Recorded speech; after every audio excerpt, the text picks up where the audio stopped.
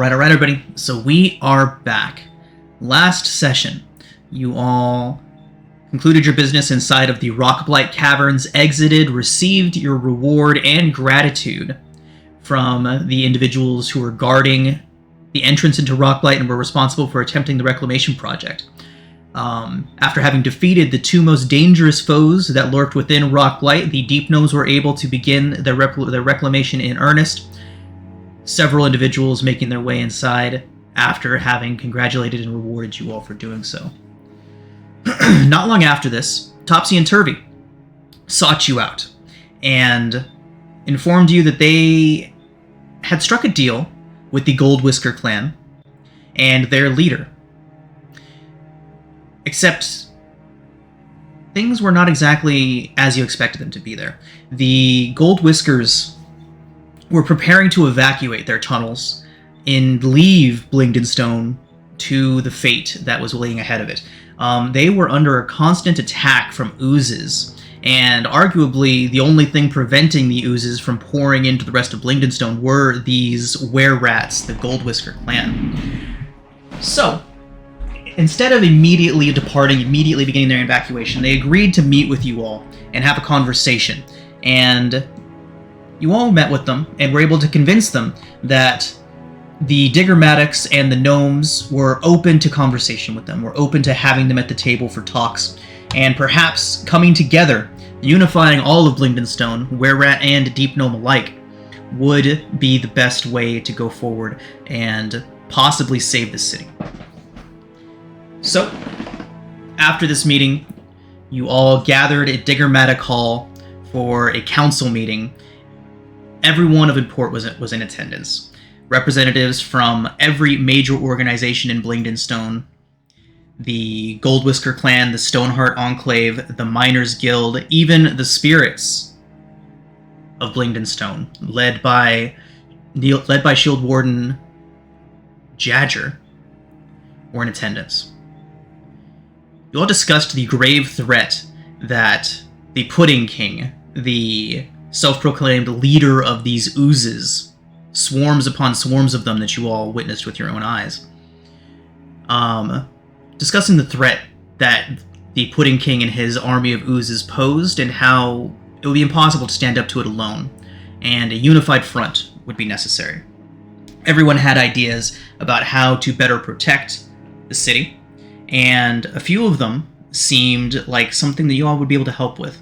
Namely, recovering and rediscovering the shrine of Entomoc's Boon, a ritual circle not far from Blingdenstone that, in generations past, the protectors of Blingdenstone would use to summon earth elementals that would be loyal to them and under their full control, being able to summon one every few days. A truly magnificent feat, being able to summon so many elementals and have them so thoroughly under one's control. However, they weren't able to take advantage of this boon until recently, because of the yellow mist called Ogremok's Bane. It had the power to drive elemental creatures mad by simply touching them, and so recovering Entomoc's Boon and the elementals within was simply too dangerous a prospect. But now, Ogremok's Bane being destroyed, Entomoc's Boon is the best chance for the Smurf Neblin of Blingdenstone to put up a solid wall of defense against the oozes that were coming. So, you all volunteered to lead an expedition. One of the Deep Gnomes, Nomi, of the miners of the Stoneheart Enclave, would lead you to the entrance to the tunnels that are believed to lead towards Entomoc's Boon. And, if you all could make your way in, defeat the two creatures that laired within, rumored a mated pair of basilisks, one of them of truly impressive size, waited within. So, that is where we are now. You all are currently preparing to head into the Caverns of the Underdark to leave this relative safety of Blingdenstone once again and enter into the tunnels beyond.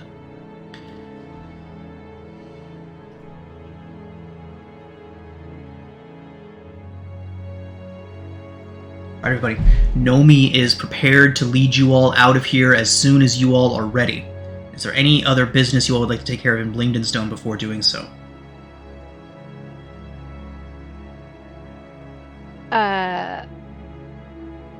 We want to go to the market? No. Okay. Nomi, do you know anything about these creatures? I don't think I've ever heard or seen a basilisk. He says, well, you fought the Medusa. It's very similar. The basilisk's gaze can petrify just as easily as a Medusa's. So be wary of that. As far as the other creature, the second, larger being, we call it a basilisk simply because we know not what else to call it. It does seem to be living with the other creature. However, its massive size make it unique.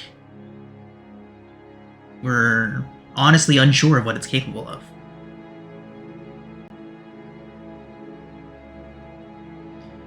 As she finishes describing this, a pair from the Miners Guild, Kazakh Pickshine, runs up. And he says, there was something else. There's a Duergar outpost set up not far from here. 2 days' travel. We understand that you all have made good terms with them. We wish to send an envoy to trade a few pallets of salt for all of the weaponry that they can spare. We just need maybe one of you to accompany them. Which is a perfect job for Cillian. Cillian will accompany this group towards Gracklestug, a couple days south of Blingdenstone, and allow them to trade and kind of be the go-between between the Deep Gnomes and Gracklestug, since you all are on good standing with them. So yes, that will provide you all with master-crafted weapons and armor upon your return. Furthermore, Kazuk Pickshine asks you all about the Myconid colony. He says that the scouts have recently discovered them, and they've made contact, and they seem to be on relatively good terms, but there's also a favor to ask of the Myconids. They produce a very unique type of poison, specifically designed to break down the bonds that hold oozes together. If the Myconids can be convinced to produce even a small amount of this poison for you all, to bring back to Blingdenstone, it could prove invaluable in the fight to come.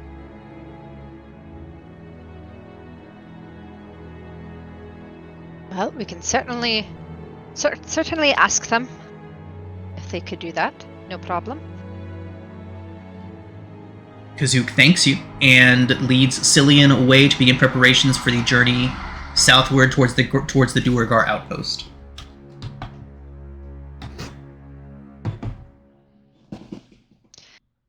Okay. Well, it seems that we have got the problem again with the whole turning to stone business. And Sarah looks at the shiny dagger that's installed on the inside of her shield.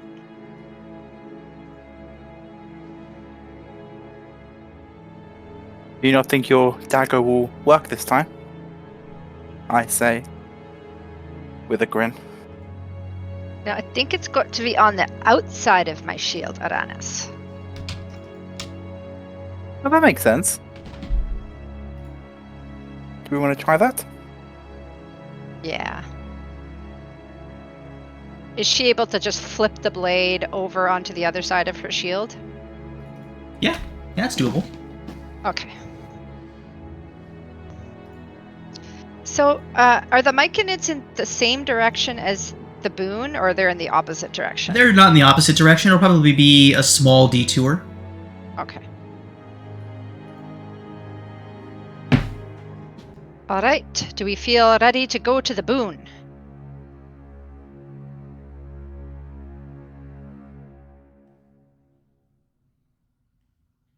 Ready as we'll ever be?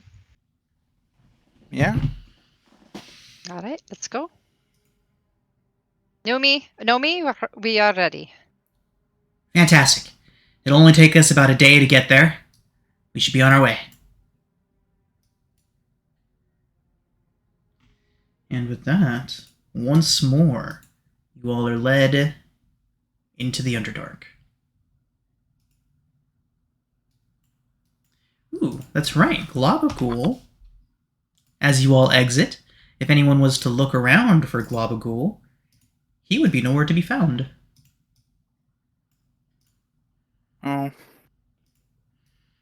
This is all a I very like it nice alive. reminder. It feels like so long since we've been on this page. Ovar and Asha are still out here somewhere. Jim Jar is confirmed not dead. And Eldeth and Sereth are accompanying you. Topsy and Turvy staying to continue brokering relations with the Gold Whiskers. And Stool, of course, traveling with Cillian.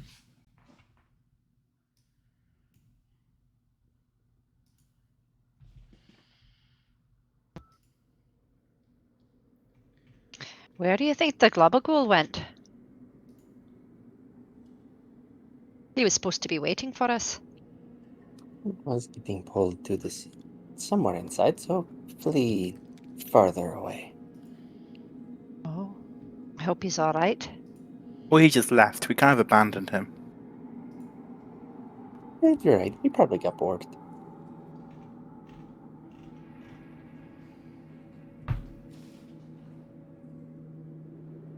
He was just a gelatin cube with 2 eyes. He was more than that. He traveled with us for quite a while and helped us out. Maybe we keep an eye out for him. Yeah, we can do that. I'm not saying he has. I mean, maybe he has just left. But if we do see him, I see no reason why he can rejoin us. Okay, which way are we heading? Okay. So, Nomi does know the way. She do indeed. Could somebody please roll a d20 for me?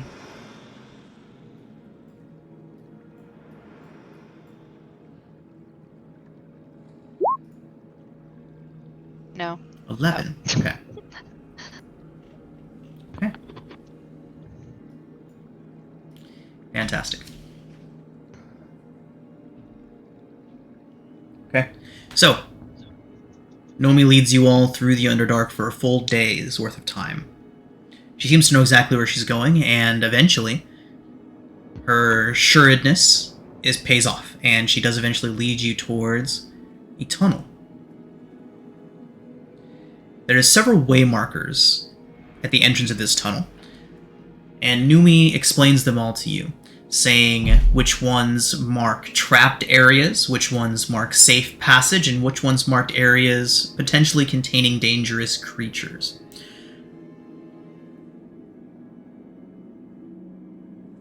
Following these, she lets you all know, should get you to Entomoc's Boon safely. Her and her expeditions have not been able to make it too far in, as evidence of the creatures becomes quite clear after just a few dozen feet into the tunnel. And so, knowing that they wouldn't be able to use Entomoc's Boon and knowing the dangers, they decided it best to just leave it alone for the time being. But now, these waymarkers should be enough to lead you all straight to Entomoc's Boon without having to worry about the various trap tunnels and creatures that may lurk within. So, Numi would ask if any of you need a rest, or need to recuperate, or any other sort of preparations before you enter.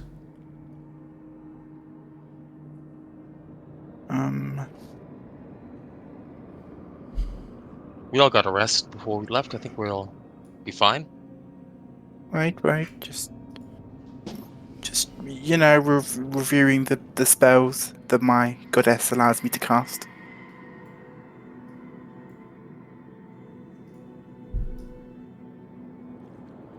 Okay. Yeah, there's nothing useful.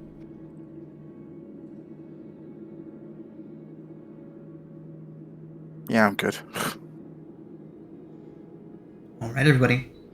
I need a group investigation or survival check.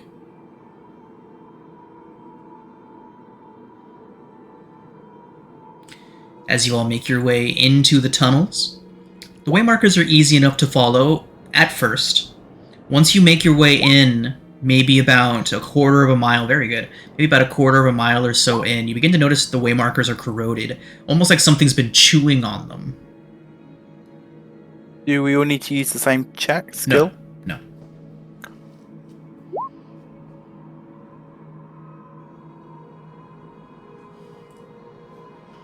Okay, that looks like a pretty decent average to me. Check. What are the chances of the same thing 4 times in a row? Okay.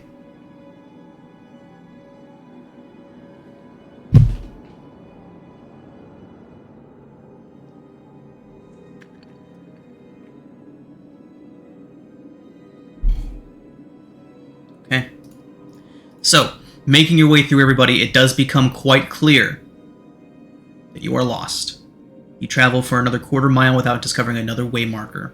I need everybody to make perception checks.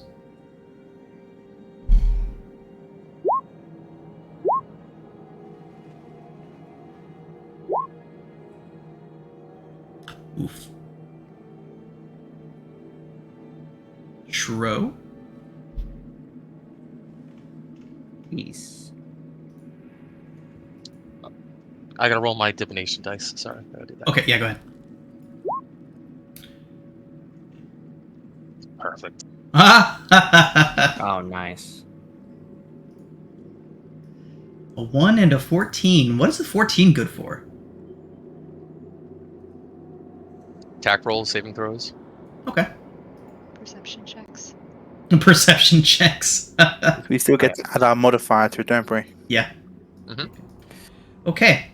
So, there's Shro. Oh my gosh, these rolls are amazing. Getting Yeah, out they of the are. way. Good job. Schrodinger and Gresh, as you're making your way through these tunnels, your foot falls onto a unusually loose piece of soil. Together, you both begin to fall as the ground gives way beneath you all. A lot of you having accidentally stumbled into one of the trapped tunnels. I need Gresh and Schrodinger to make dexterity saving throws. How far is the what kind of is this like a inclined type of No, pit trap. Can I just misty step out? Misty Step is not a reaction. Oh, gotcha. Alright, dexterity. Well done. Well, I say that. You both do fall into this trap. 20 feet down, you both take 2d6 bludgeoning damage upon the fall. I will roll that for you now. You both take 8 bludgeoning damage from the fall.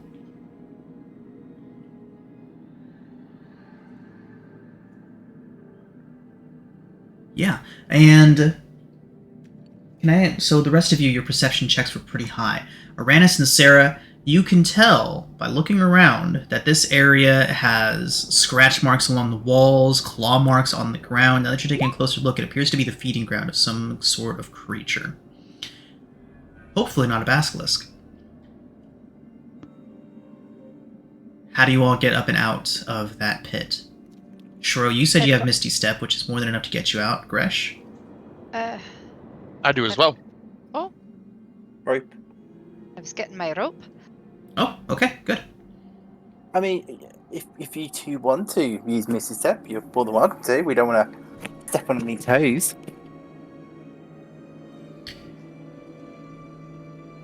The evidence on the walls does lead you all to believe that a predator lairs nearby. Misty step. Yep, misty stepping out. Okay. Okay.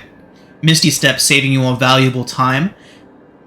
Just as you both hit the lip of the pit trap that you've fallen into, clearly denoting that you all are traveling the wrong direction, you begin to hear deep growling from far down in the pit. You all have been in the Underdark long enough to know that it is likely a predatory beast of some kind.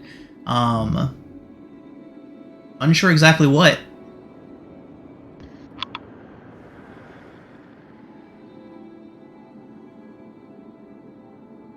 What do y'all want to do?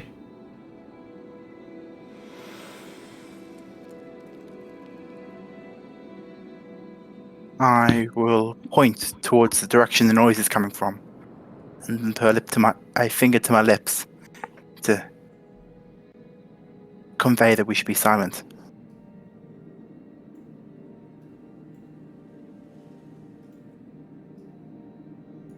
Followed by the growl comes clicks on stone. Sounds like some sort of claw tapping a rhythmic sound onto the stones.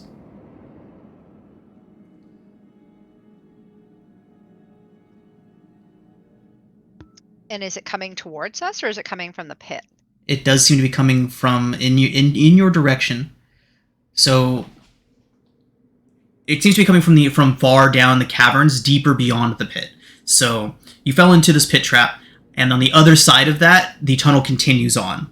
It is from the other side of the pit trap that the sound is coming. I think we should hide. And then see what's coming. Are there any outcroppings of stone or somewhere where we can hide? Yes. I wouldn't call any of the hiding places particularly excellent, but there are outcroppings, small divots, little cracks that you can hide into.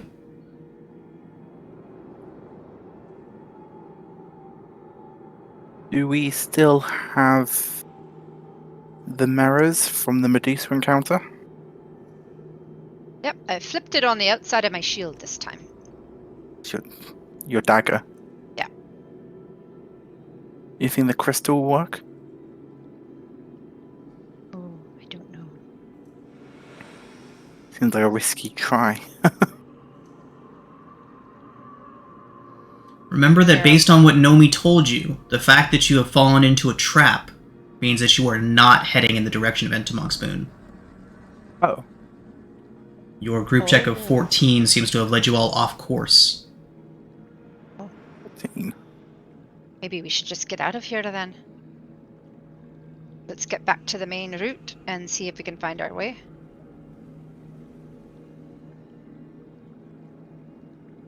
Yeah, we could try that.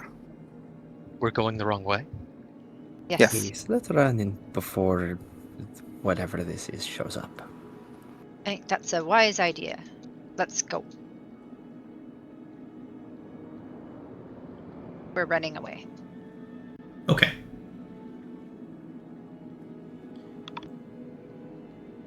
Very quietly. Alright, let's go ahead and get a group stealth check.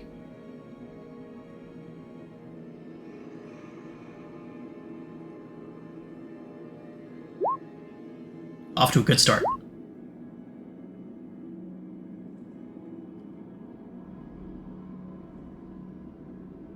Nice middle of the road checks. Right. That is going to be a low average.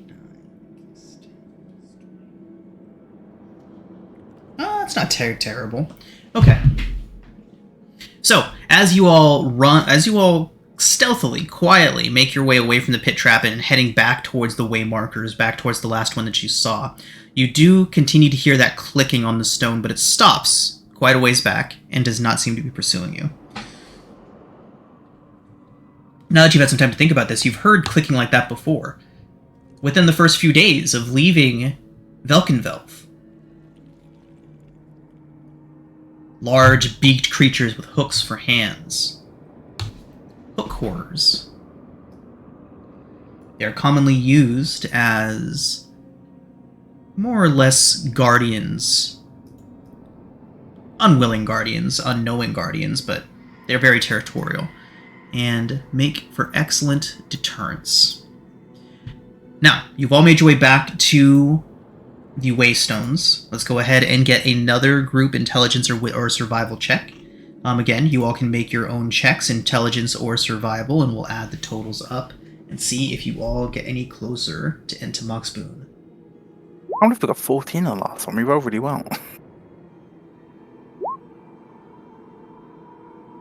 Yep, this is feeling right.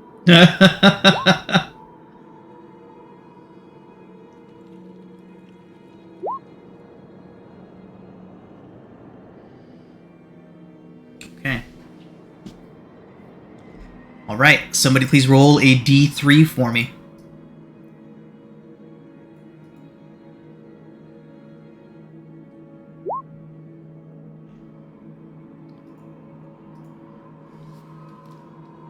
So, as you all are studying this next way marker, you begin heading down a direction. You're unsure if it's exactly the right one, but your instincts tell you that, although the marker is unclear, this is the direction to travel. After locating another way marker and following the tunnel next to it, you do continue to discover the way markers. Gresh making the lucky guess down which tunnel was the correct one. Luck had nothing to do with that. Indeed, especially from a divination wizard. But after almost another half day of travel, you do find a tunnel whose entrance is flanked by the sculpted faces of a male and female deep gnome.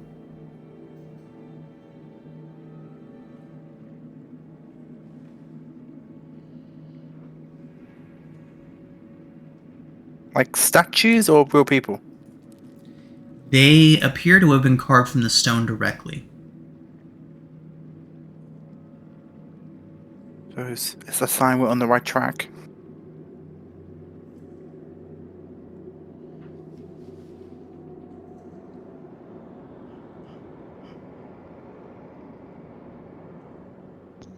That's very interesting.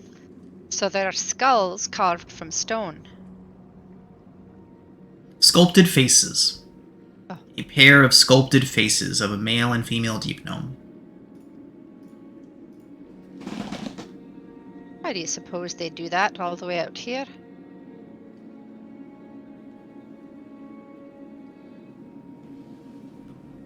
Who knows? Now, are we sure they're sculpted? Doesn't it kind of remind you of the Medusa? Could I examine the statues? See Sure. if I can tell if it's a carved stone statue or a petrified humanoid? Yeah, go ahead and make a perception or investigation check. Perception, please. It is definitely carved from the rock face itself, not from... It does not appear that this was a person living and breathing and whole at one point. Yeah, it's connected to the rock. It seems to have been carved directly from it. I'll step up to it now. I'll run my finger over bits just to examine it. And once I'm sure, I'll turn back to the rest of the party and just... Yeah, it's carved from the stone. It's not a petrified person. As I'm pretty sure.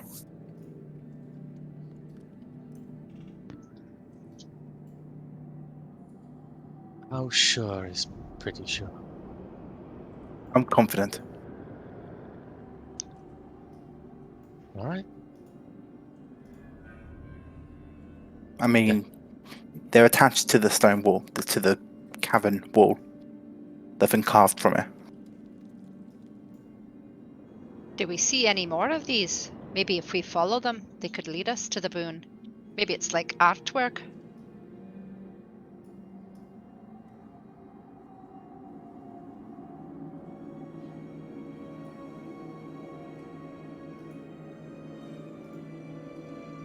Are these carvings in isolation or part of a relief on a They wall? flank the entrance to a tunnel.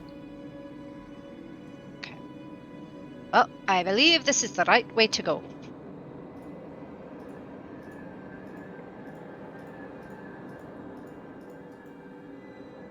What better way to mark a holy area than with some beautiful sculpture?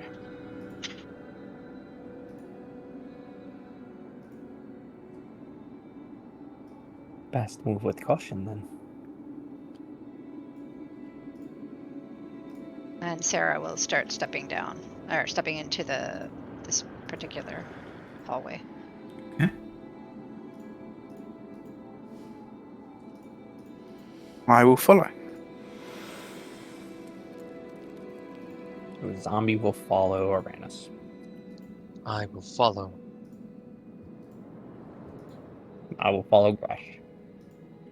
Sarah would be looking sort of up the walls, to the ceiling, back down, sort of checking out her environment as she walks. Okay. In so doing, it is not long before you begin to find several bits and pieces of stone that appear to have odd shapes to them.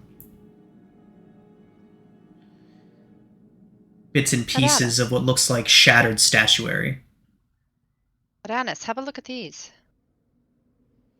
I will move over to where Sarah's standing and examine. So, Rannis, you pick up what looks to be the face of a rat, made of stone. Just the face, the rest of the body is shattered and gone. It seems odd that one would capture the likeness of a rodent in stone.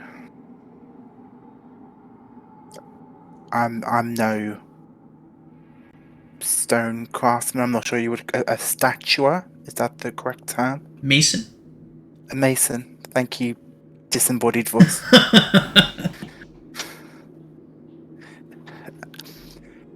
But given I must imagine the time that goes into making statues to make a rodent seems unlikely. Perhaps it is petrified. Sarah would start to look at the other pieces on the ground. Various cave creatures depicted in stone, chewed on, bits and pieces of them missing. I think you're right, Adonis. This is not the work of a master mason. These creatures were likely turned. We are getting close to our quarry. Perhaps we should get our weapons out in case we are ambushed. I would say we should go quietly, but whenever I say that, it doesn't go particularly well. Well, try as we might, yeah, your brilliant armor. It really is lovely. It's not the most silent ensemble. Gresh, you've got your little bird with you. I have Bear, yes. Would you mind sending her down the way? Or him? How dare you assume? Sorry, they. It's a spirit. Oh, Androgynous. Send it down the way. Bear. Scout ahead if you would.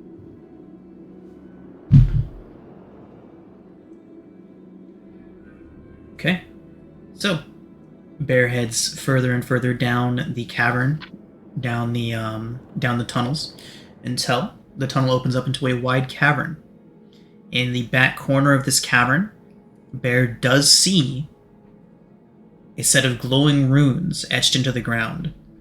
It looks like there might have been some structures built up around it at one point, but they've long since been crushed down to mere stumps of stone. The room is littered with what at first looks like bones. Bear flits up and lands on one of these to get a better look, and is quickly understanding the fact that all of these bones are made of stone. The chamber is large. There are several smaller caverns, I guess you would call them, pockmarks in the stone, lead away into darkness, and a couple of raised structures.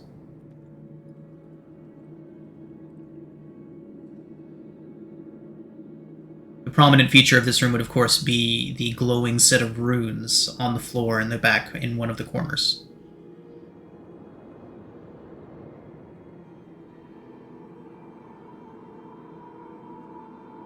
Is it safe to go, Gresh?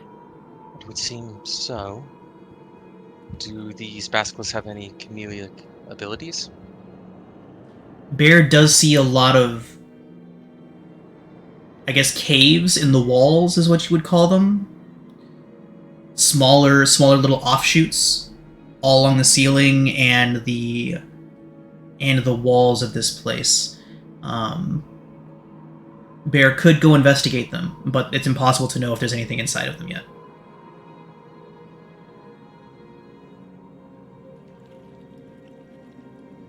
Right. Return to me, Bear. It seems like we're getting very, very close. How far did your bird friend fly? About 200 feet down the tunnel is where he would have found the cavern.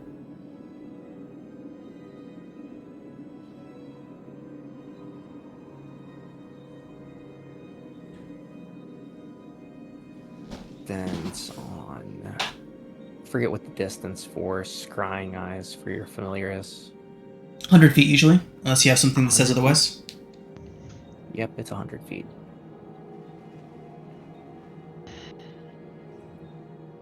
Well- Never mind. I was thinking, after we get a little closer, maybe Bear, as you call your friend,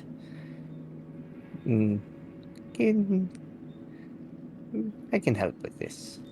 And Schrodinger will open up his palm and reveal a black widow spider that he has for a familiar that's been traveling around the black widow Zath that's been traveling around as his familiar for some time.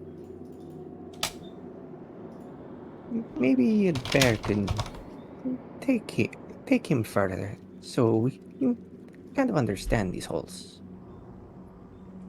Very well, Bear. Do not eat the spider. Lop it off in one of the little offshoots. And he gets like within the 100 feet range. Schrodinger will begin scrying. Okay. All right. Since things look like they're going to be popping off soon, I will summon Archibald. Archibald.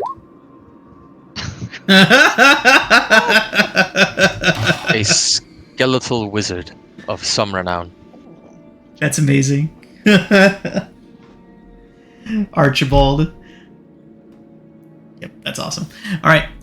So, sending your familiars forward, going through the caverns.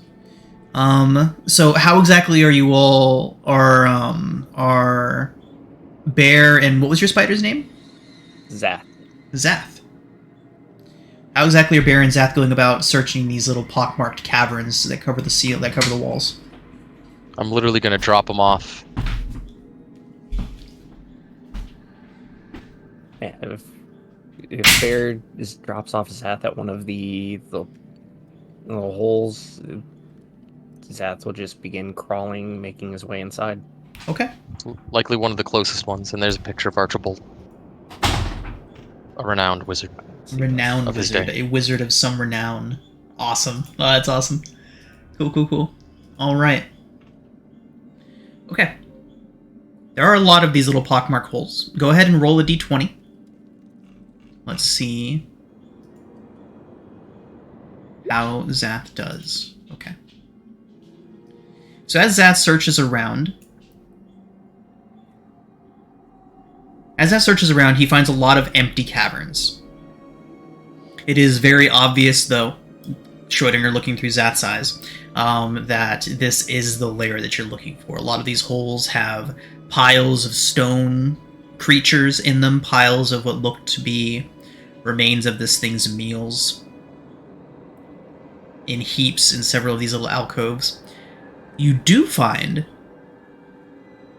as Zath and Bear are flying around investigating these various holes in the walls, the smaller basilisk. You've been informed that there is a regular-sized basilisk and a very large one. You do find the smaller one curled up in what looks like a crescent moon shape of stone. It appears to be sleeping in there.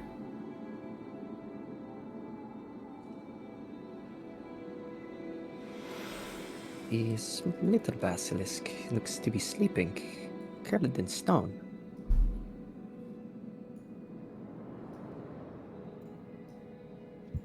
Then should we sneak in and attack it first? Where is the big one? That's the question.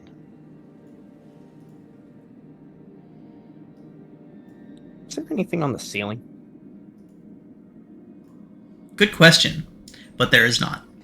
Always a good question in the Underdark. My fear is if we start attacking the little one, we may draw out the bigger one. It could be the little one's mama. He'd be very angry if we started attacking. Can you not send your wee friend down some of the other passages just to be sure? Well, I can. With Grash's assistance. This is a bit out of my communication range at this time.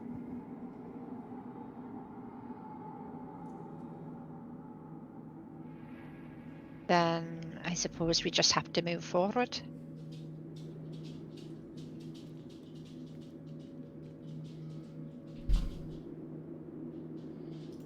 In that case, I'll go ahead and put you all here.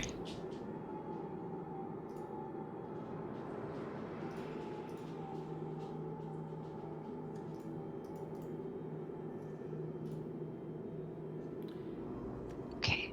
Sarah, make a perception check. Dear.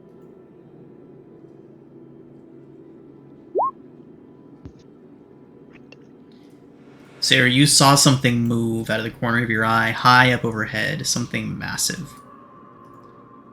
Inside of one of the little alcoves.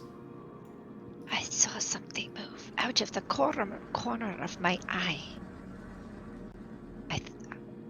And that's not the alcove. Is that the alcove where the little one was seen? No. The one where the little one was, that they had, that Zath and Bear saw, was down this way. South, over here. Oh. I think the mama is up above, and she'll gesture up. Is it up? Up into an alcove? Mm-hmm. Yes. Perhaps she's watching us. Where do you think she is, Sarah? Point. I saw her over here. Maybe we can trick her. Maybe if we throw a mirror over there, she'll look at it to see what it is, and she'll freeze herself. What if the mirror breaks?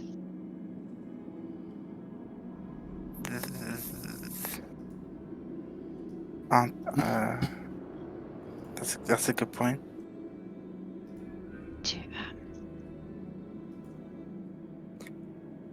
I've got a dagger. If we seal this off, Can you do that? is there anything like big to shove into the hole? There are several large boulders around.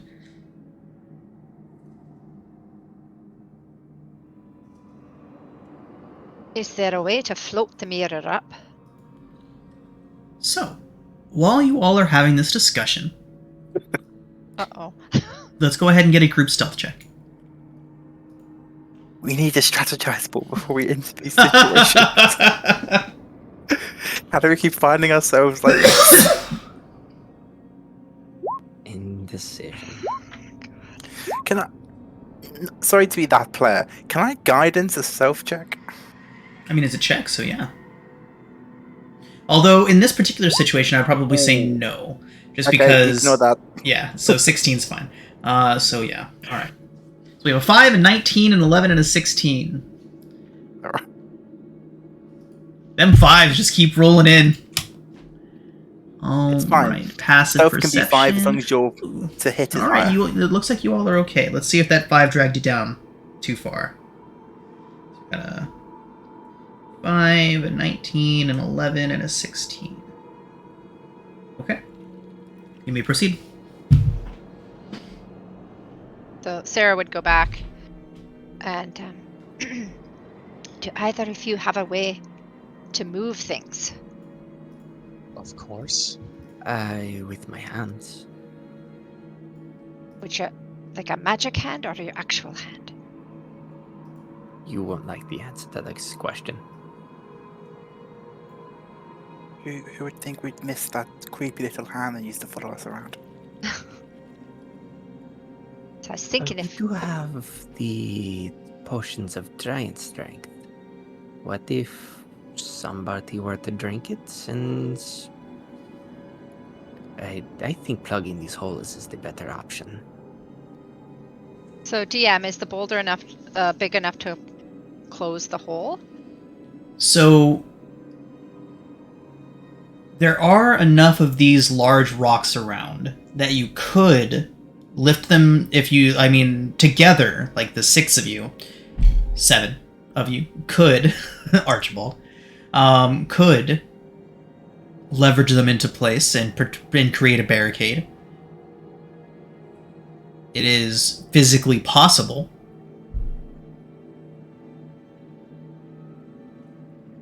Would it just be one, or would we have to do a few? You'd have to do a couple of them.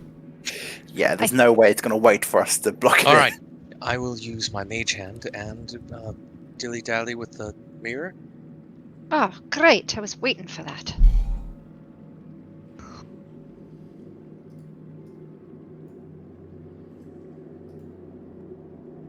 I'll hand. I'm going to miss. Oh, yeah, I'll hand my mirror to Gresh. Unless he already has one.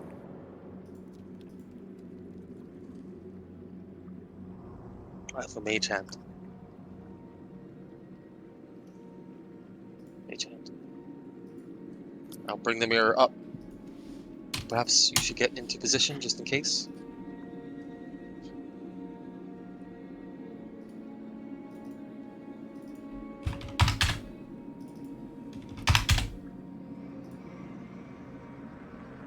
I'm in position. In combat, when you hold an action, when you come back to your turn, so when the 6 seconds goes past, you lose if you're holding a spell. Correct. How long can you hold an action to cast a spell outside of combat without losing the spell slot?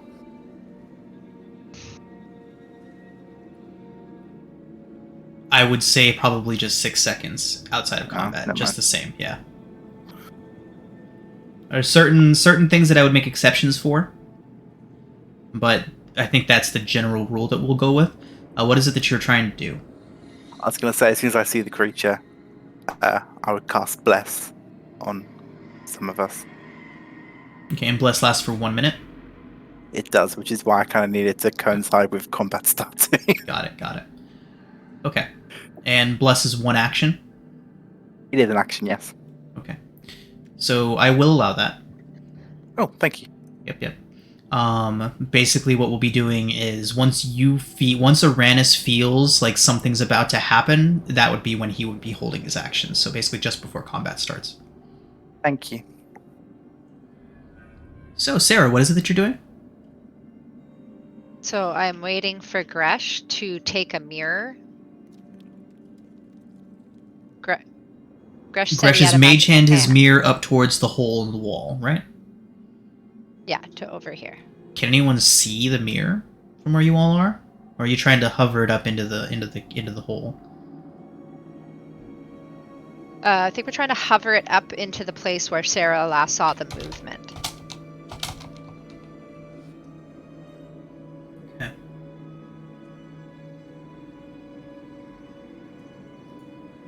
Okay.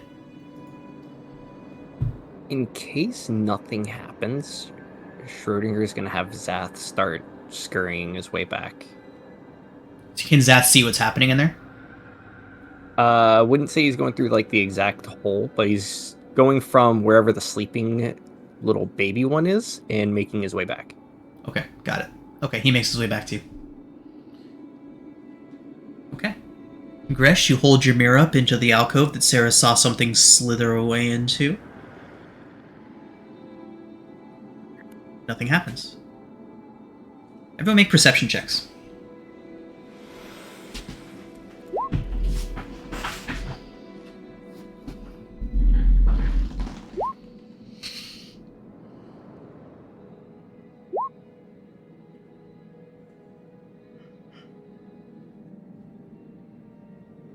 Uranus, you hear something strange.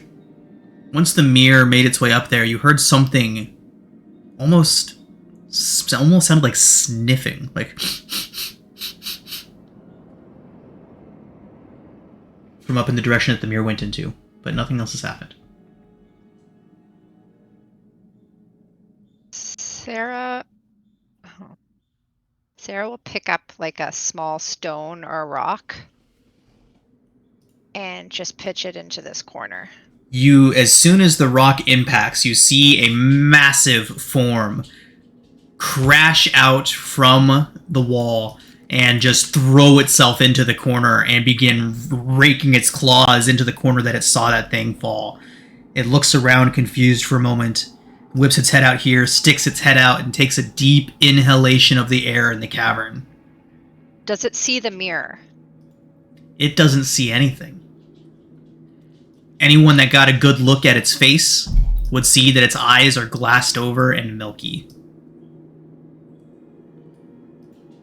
Takes this massive inhalation in the air, and then its head whips into your direction. And we will roll initiative. I mean, I guess it's a good thing the zombies up front, right?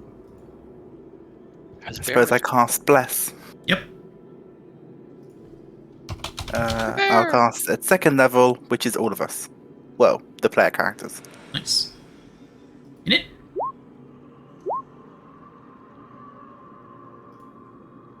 Nice. Initiative, Okay. initiative. It lets out a massive bellowing roar and begins to slide and crawl down the wall.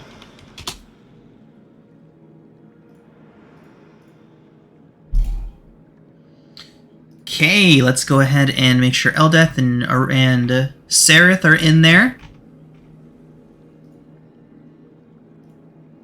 Oh, yes, sorry.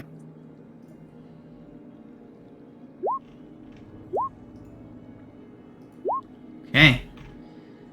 Eldeth is up first, and here we go. Okay. Aldeth will take out her longbow and aim at the head of the creature, and she will use a magical arrow to do so. Nice. Wow, nice hit. And she will knock another similar arrow back. Does 11 hit? 11 does not hit. Okay. I've got 16, 17 on that first hit. Not bad. She'll just kind of back out of the way here. Oops. That'll be her turn. Okay. Alright, you know what to do, Archibald. Just like we practiced. Get away from me. Bad. I think Uranus is up next. Yeah. What? Oh, he looks just like me. He's copied my character design.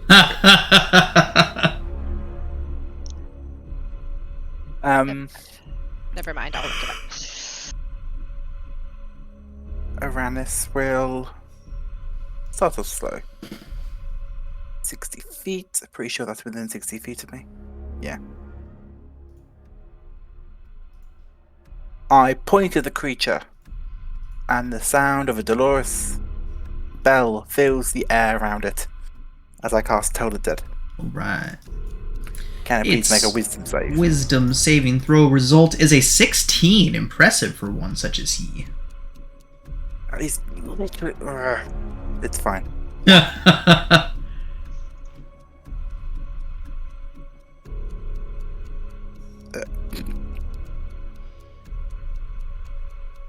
Okay.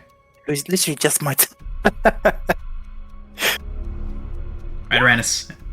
Anything else?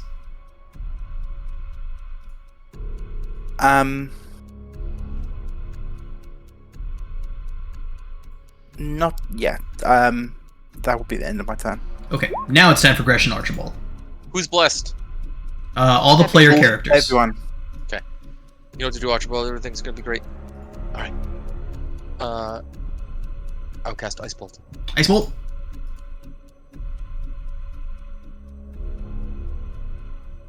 Where's Ice Bolt? Where's Archibald? Wait, do I have Ice Bolt? Ice Bolt's not a spell. Yeah, I was like, are you mean like Ray of Frost or something? Ray of Frost. I have There Ray you of go. Frost, but it's not on my bar. I don't like it. Ray of Frost. Go. Here we go. Oh, That's a You magic can missile. cast it. Wait, that's magic. It's... I'm clicking on Ray of Frost when I did that. Are you Yeah, yeah, your macros are broken. Awesome, let me fix that. Missiles. So many missiles.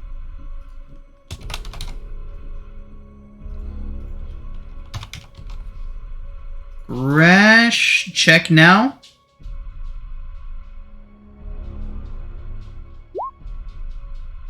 Damn. Try it from your character sheet. Well, I am trying for my character. Well, this is from your character sheet. That's not good. And I don't have... Oh, wait, hold on. Hold on. There we go. What's all the red boxes on your sheet? I don't know. I didn't put them there. I don't know how that works. Never seen that before. I And feel then like bless- it's always your character sheet. Flax. Of course, it's a 1. All right. 13 does not hit. Well, this is 13. Okay.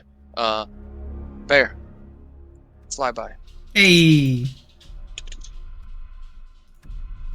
Actually, I got double check. And then Archibald will get into position. He will cast a grave bolt. See if this works at all. Did it work? 17 It worked. hits. What's the spell's level? 3. So 10 points of necrotic damage. Fantastic. All right. We got him right where we want him, boys.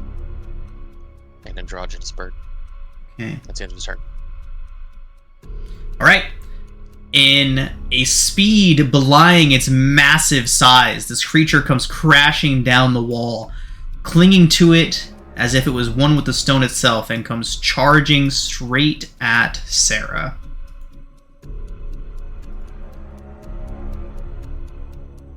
First thing it does is lashes out with its bite, lunging at you. It's only a 13 to hit, though. Able to deftly move out of the way. It then whips around and throws its tail into the direction that you just moved into. It is a 9. Big miss, big miss. All right, Sareth is up.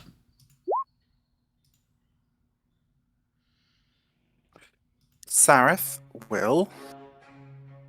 Sorry, I should have pulled up his sheet in preparation. He will use his longbow. Yeah. So...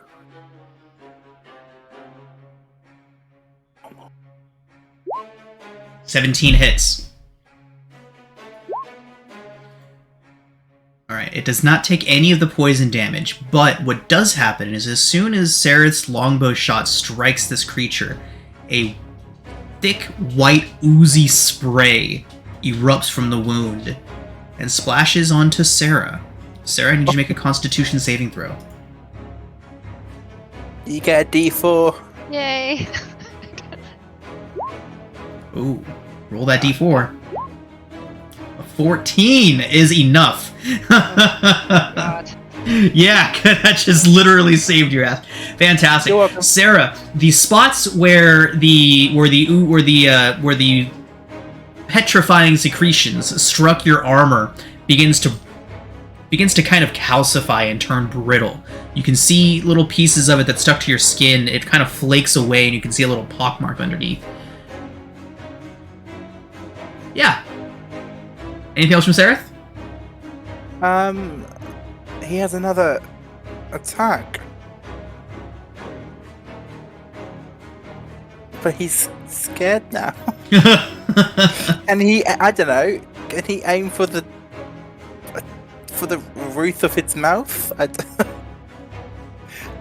Can I try to not aim at...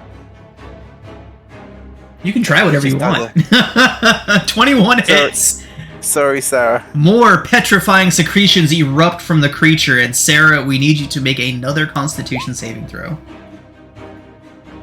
God. Good job, Sarah. 30 is sufficient.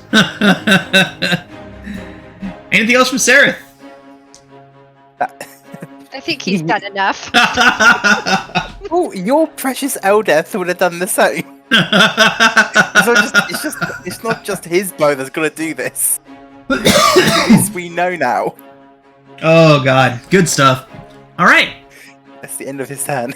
you all hear the clittering and clattering of much smaller claws whip its way around the corner.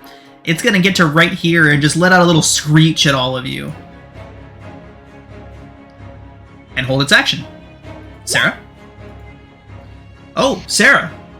What? I need you to make a Constitution save Of course as you do. you are starting your turn within visual range of this little Oh. fucker. Yeah. All right. Oh. D4. That is the come on. a 12 succeeds. Oh. An 11 would have failed. You're welcome. What Sarah can I likes to live on say the- except She you're lives on the welcome? edge. She lives on the edge. She does. Honest to God. Okay, Okay. now, Schrodinger, now that you have seen this effect, you do now have the option of averting your gaze, closing your eyes, and fighting blind, or you can attempt the save at the beginning of your turn. Close my eyes. Okay. The moment you open them, you must make the save.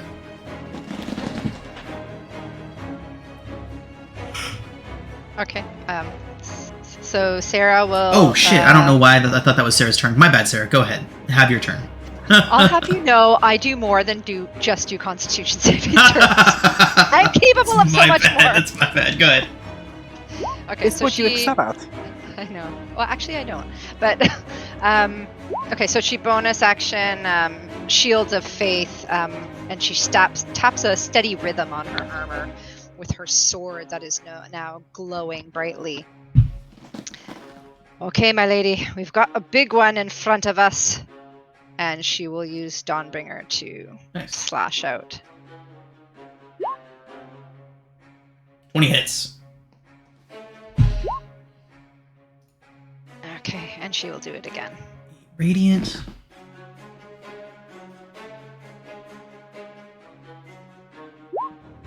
$15? 15 does not hit. Oh, Wait, D4. less. D4. 16 or higher hits. 18 hits. 13. 13. Good strike. Good strike. Sarah, we need 2 Constitution saving throws from you. You're kidding. No, The milky dealt- liquid? indeed. It dealt radiant damage, not like cutting damage. Okay. Can't save. Rule is written, he's actually correct. You do succeed. 21. You do succeed again. Well done. Okay. So you're Anything basically else? the best person to have at front. I know, right?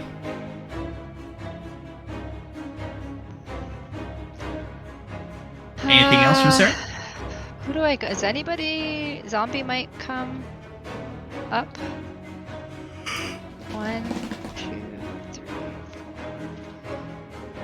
Okay, so she will 1, 2, 3, 4, 5, 6. Just in case somebody wants to join her up at the front. I'm good.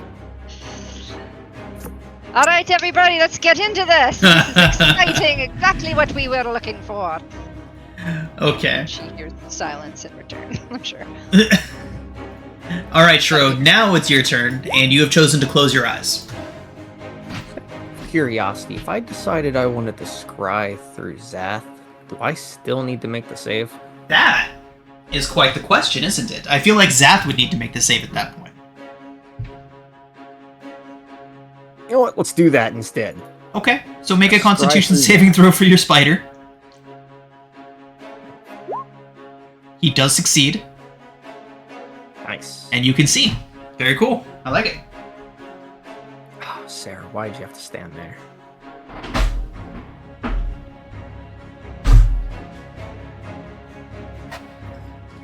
Magic missile. Magic missile. Regular first level. And that's the worst. But whatever. 6. 6. Does not hit.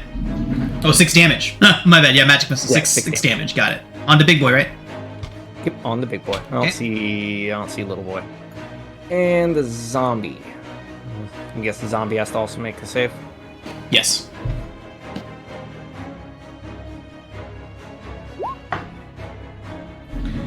$12 is no good. 12 is no good. Your zombie begins to stiffen. Magically begins to turn to stone. Your zombie is restrained. Must repeat the saving throw at the end of its next turn. But it is restrained for now. Well, turn. Alright. That's gonna be it then. Okay. Top of the round, back to Eldeth. Okay, so Aldeth will continue to fire on the big one. Okay. 18? 18 hits. Is this thing using its Oh shit, I forgot. We do need... What's that? Does it have eyeballs? Is that what it's doing? I thought you said it didn't have eyeballs. It does not see. This one, So- on the other hand, do. Oh. So Eldeth does need to make a Constitution save before she can do anything else. Oh. Okay. Uh-oh.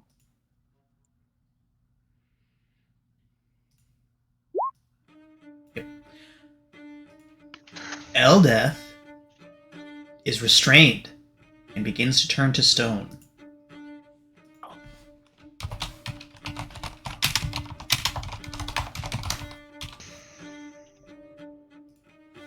She can still act, she just can't move. Oh, okay, then she can still shoot her bow? Double checking. Condition add restrained. Condition does not exist. How dare you? Nope, can't be restrained, says it in the book. There we go. Speed becomes 0. Attack rolls against it have advantage. Its attacks have disadvantage. Okay. Alright. So do I keep that longbow shot, or you want me to shoot a new one? You can keep that longbow shot, and we'll have it at disadvantage, so 18 hits. Okay, so 8 piercing, magical. 8 piercing. Okay. She'll do it again. And she's shooting at the smaller one or the bigger one? The big one. Why? That one doesn't have eyes to see. Okay. That does hit. I'm sorry. I keep forgetting. Every time something hits this thing, Sarah, you need to make a Constitution saving throw. Okay. So that looks like 2 saves. It's a success. And a success. Very good.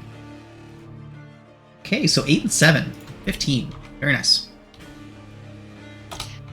She will use one of her Archer Eye abilities to add a d10 to the damage. Ooh. Okay.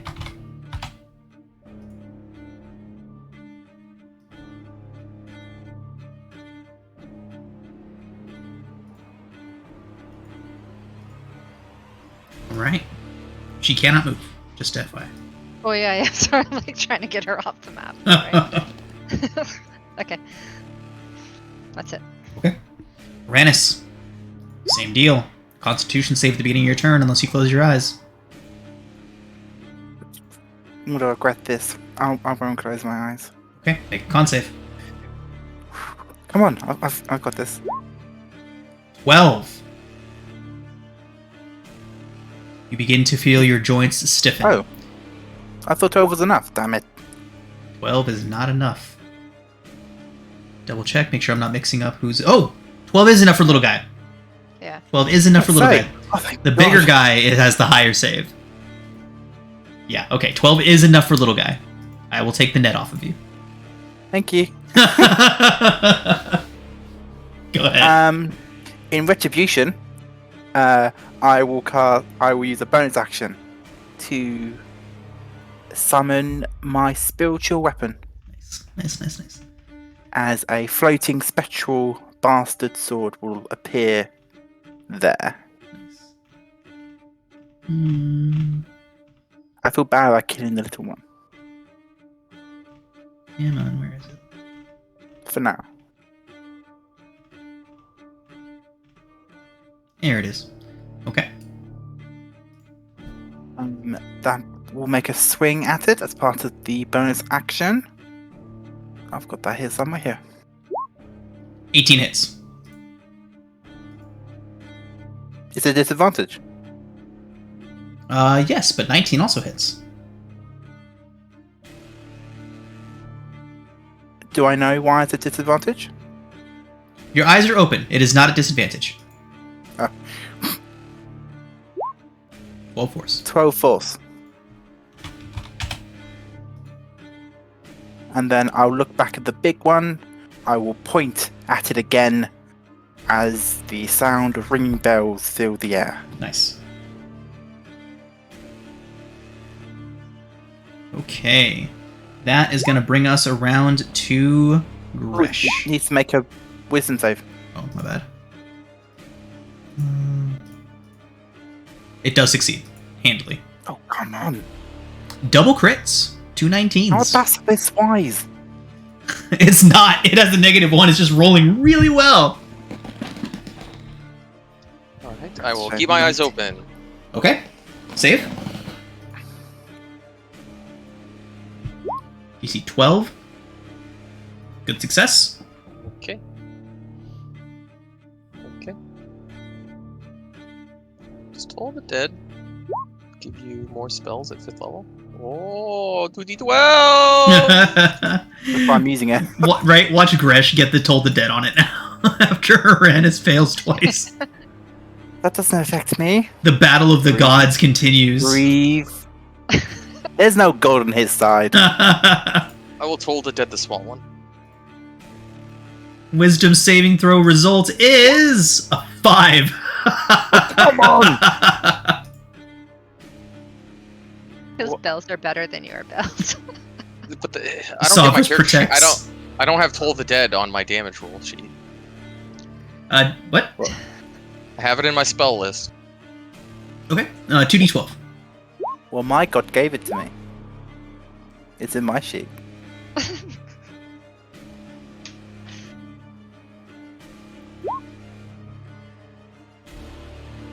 By the strength of Sovereigns.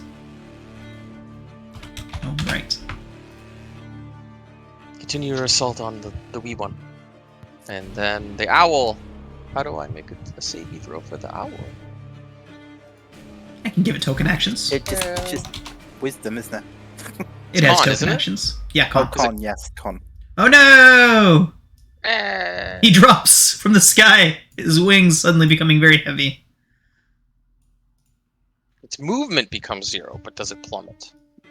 Yes. Well, Anytime a flying creature's movement becomes 0, it falls. It was only 6.5 feet off there, though. Yeah, it's fine. We won't make it take any damage for the fall. And That'd then, be so sad. Turns to stone, fell and shattered. No! con save for... Ah! Nice. Yes. You got it, Archie. Send it to the grave. Grave Bolt, 23 hits. Little guy again? Yes. 8 necrotic, okay. 11. 11, got Plus, it doesn't do the plus spell level. I don't know how to fix that stuff. 11. Well done, Archibald. That's the end of my turn. it. Chonky boy! Question. Hmm? There's 2 bass. Oh, one's blind. Never mind. It chomp. Chomp. Chomp. Ooh, 23 to hit, Sarah. Yeah, that meets it. Okay. Sarah, you suffer 18 points of piercing and 10 points of poison. So 5. I think I'm resistant. Resistant to poison. Yep. So 18 plus. 5. Okay. It then whips around and attempts to smack you with its tail. That is another really good roll. 25 to hit for that one. For 19 bludgeoning, Sarah. Boy.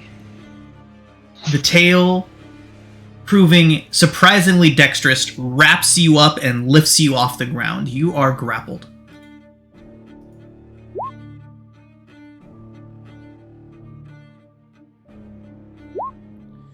Double check something. Okay. That is its turn. Brings us to Sereth. Who needs to make a con save? Yep. Is he that close enough? Yeah. Come on, come on, come on. Oh no. Okay. 9 is no good. Sereth begins to be petrified. Not good. Both Eldeth and Sereth are being turned to stone. No. What happened when we fought the Medusa? Hmm. Those being petrified, it stopped, didn't it? They succeeded on their second saves. Oh, okay. Oh. I was gonna say if I kill the little one, maybe that'll be fine. There's nothing much you can do. He'll just keep firing on the big one and hope it lets. No, actually, he'll fire. He'll fire on the small one. Okay. 21 hits. For 9. Oh wait, nope. First one misses because he's at disadvantage. Oh, yes. Go ahead and roll again. 12 is no good. Oh. Wow, good round, Sareth. I'm glad we kept you around.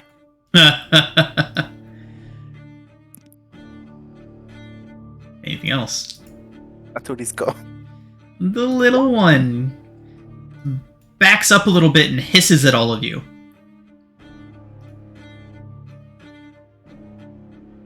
Okay. Sarah.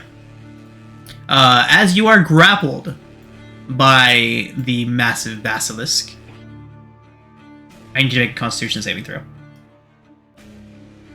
Sarah is just not having a good day. Alright, you're good. Go ahead. So I'm grappled. You are. So can I attempt to get out of the It grapple? would require your action, but yes, you can. Grapple.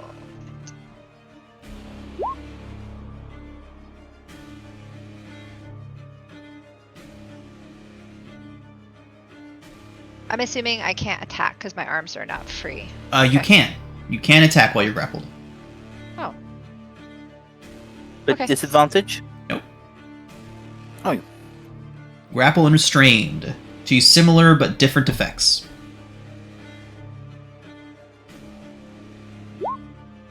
I will now. That is a smite. hit. Oh. I will declare smitage. Okay, so we got reroll that d8. Okay. Okay. So we have 19 off the standard hit. And then another 19 off the radiant. Sarah. That certainly did some considerable damage to it. However, it is not enough to kill it, and I need you to make another con save. Alright. You may proceed. Okay. I'll slash at it again. Right across the stupid face. 13 does not hit. I use sessional. 18 hits. 11 11 radiant. It stumbles and begins to fall, barely holding itself up. It begins to draw you closer to its jaws. It's not going down. It is not dead. I will smite it Alright. at second level. Smite!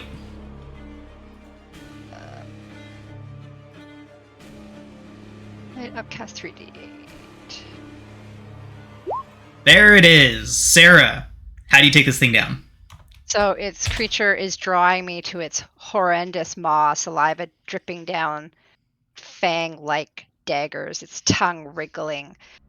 She has just enough movement and strength to draw the Dawnbringer back and forward as she plunges it through the palate or the roof of its mouth up to its gross brain. Fantastic. It shudders and convulses once before collapsing down onto the ground. And pouring putrefying secretions all over you. I need you to make one more con save, Sarah.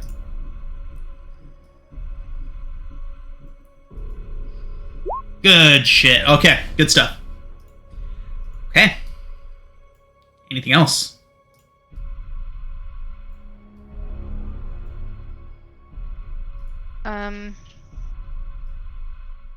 Yes. Okay. She will move.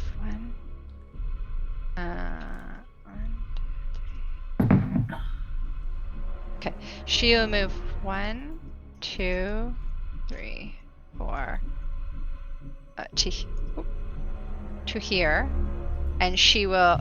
I don't know if it's an action, but her shield's always in front of her, and now it has the shiny dagger out front, and she will put it in front of its eyes. All right. It shrieks as you turn the corner and whips to stare at you and stares at itself instead. It howls as if it's facing a rival and lunges at your shield just as it begins to turn to stone.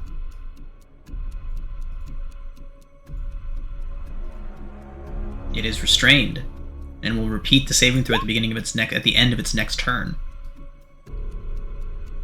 So Shara's kind of trembling behind her shield, and she'll look back at Gresh. She's like, "Did I do it?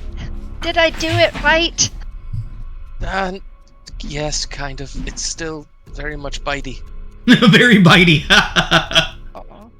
Now she starts to the corners of her mouth turn downward, and that's her turn. Shro, you are now more than 30 feet away from it, so you do not need to make a save. Woohoo! To wither and bloom that thing at 3rd level. Sweet. Sarah looks like she needs it.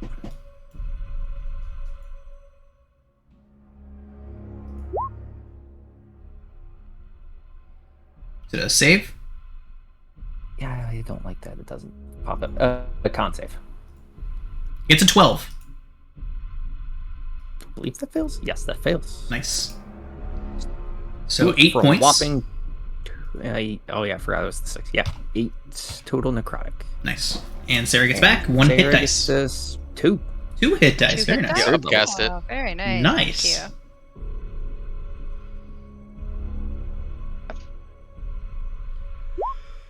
Oof. Hey.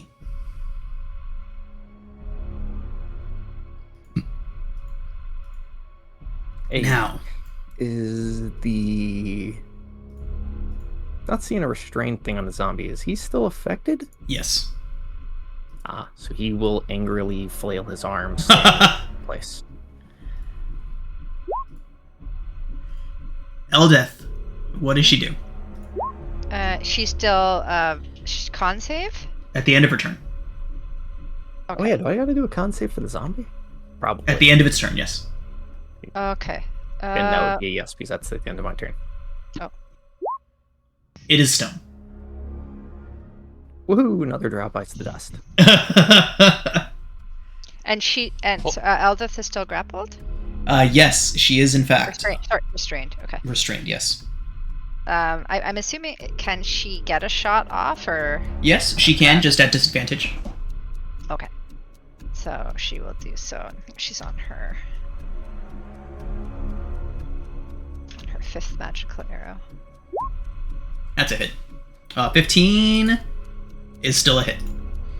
So, Eldeth, as the stone begins crawling up her forearms, reaching towards her fingers, she lets loose. The arrow sings true and strikes the basilisk squarely in its eye, dropping it onto its back. But now we need Eldeth to make a con save.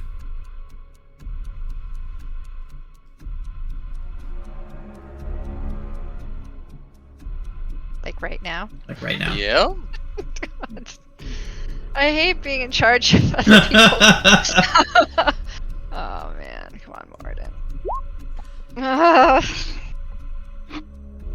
You see Eldeth. You see Gresh flip a little bauble in his hand, and I'll use my portent dice to give her a 14. Wow. So the stone begins to creep up. You can see her looking around in panic as the stone begins to reach up towards her eyes.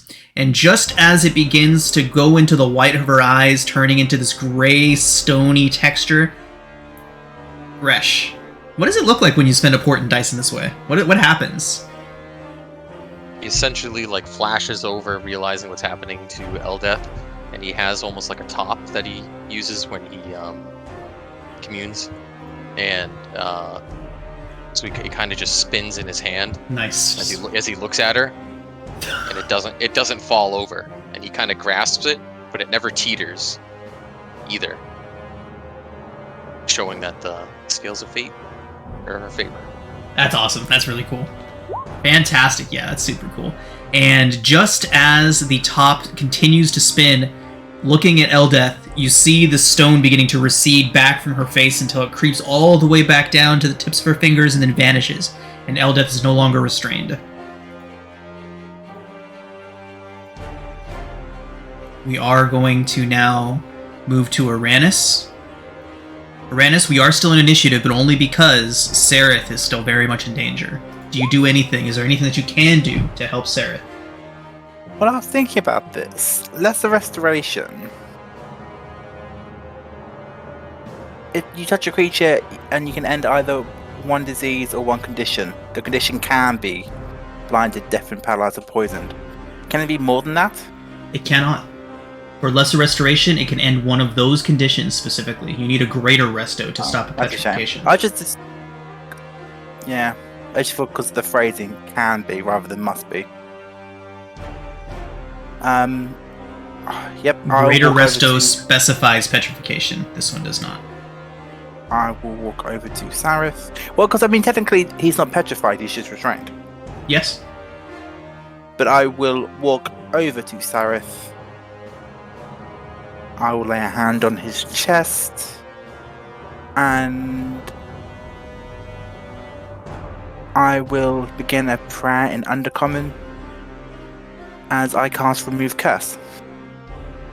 Okay.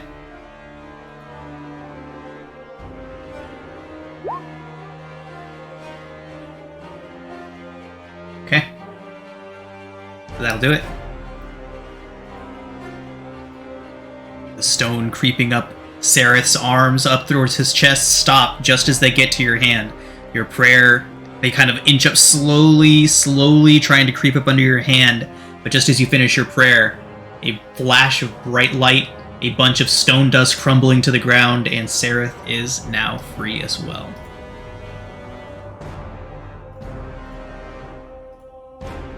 Alright. And with that, everybody, we will drop out of initiative.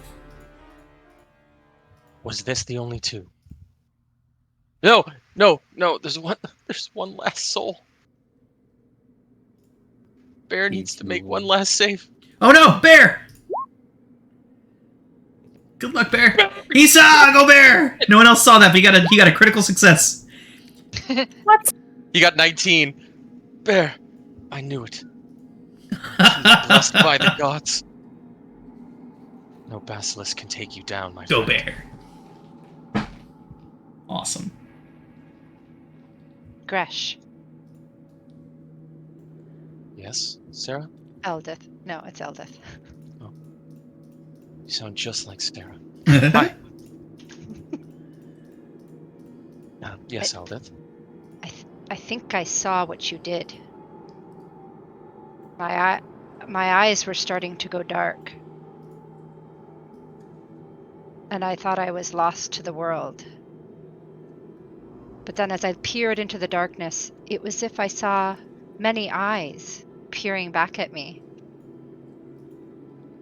Many, many eyes peering back at me. I don't know what it is, the magic that you wield, but thank you.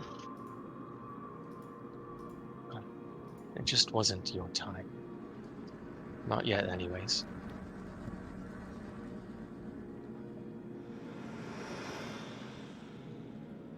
After all, you've been quite a loyal companion for some time. Yes. She walks away. Alright. Archibald, to me. Squad up. Squat up.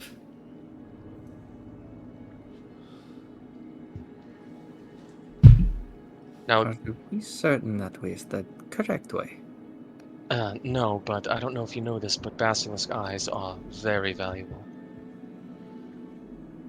Did not know that, but there seems to be some weird magical circle thing over in this direction. Well, I'm just gonna put a little bag over my eyes and try to pry open these little eyeballs out of this guy. Make a survival check. You didn't know what a basilisk was a couple of hours ago, but you know they're worth something. I'm making an educated guess. Are you sure? Basilisks are Oh, common yeah, enough creatures that I think y'all would know the gist of them. Gresh's survival check. Sessional! There you go. I was gonna say, make a con save or use your sessional. Gresh, you do recover the eyes intact. Are the eyes valuable? They are. I don't know. Oh, I don't know. I'd assume so. Eyeballs, you know what I'm saying? I thought the teeth might be valuable. I know nothing. I don't know. Want to try to get the teeth, Sarah? Gresh, in the process of prying out the eyeballs of this basilisk, you see what it was so vehemently defending. There is a nest made of piled up rocks and crushed stone, and inside of it are 3 basilisk eggs. Oh my. Anyone in the mood for omelets? I don't think they taste very nice. They're probably not edible. Do The we have? eggs might be worth something. Yes. Aranis, you are the only one I would entrust to such an honor to hold these eggs. Really? Yes. Thank you, Gresh. No problem. But just give us a holler if you see or feel anything wiggling around in your pockets after. Shro, could you hold this one's head and I'll try to get the eyes out? Are you sure you want these ones' eyes? They're all milky and dead. Oh, I'll give them to you. But aren't you into milky dead things? Just the dead things.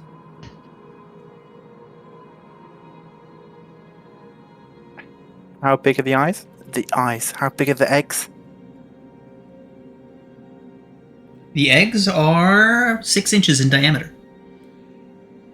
20-pound. Oh god. 20 pounds, that's dense as fuck. 20 pounds of pebbled grey shell. 6 inches isn't too bad. 20 pounds, fucking hell. And how many of them are there? 3. God. Do we have a bag of holding yet? You gotta keep them nice and fresh. They can be fresh in the bag of holding. No, I don't know what to do with them. it's your burden. You said you would. You promised. You swore Yes, on. yes. I will say a quick prayer of God. I'm sure in my faith there's a prayer of I don't know, Maybe if you ask Sereth. happy He might help pregnancy you. or something. I mean, yeah, I guess Sarah. Actually, yeah, Sereth would know a bit about this. Again, basilisks are not uncommon in the Underdark. He would say that basilisk eggs are worth their weight in gold. They imprint onto the very first being that they see when they're first born, and so can make excellent bodyguards and even pets to the braver denizens of the Underdark. Aw, that's Schrodinger has his zombies, Gresh has bird, I can have a basilisk.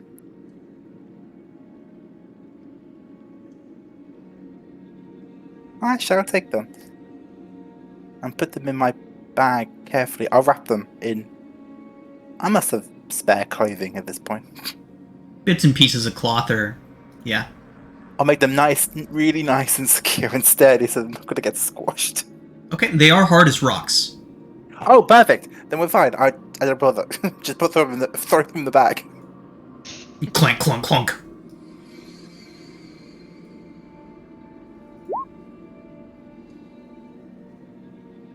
Lovely. Yes, we could sell them, but it seems a bit cruel to sell children.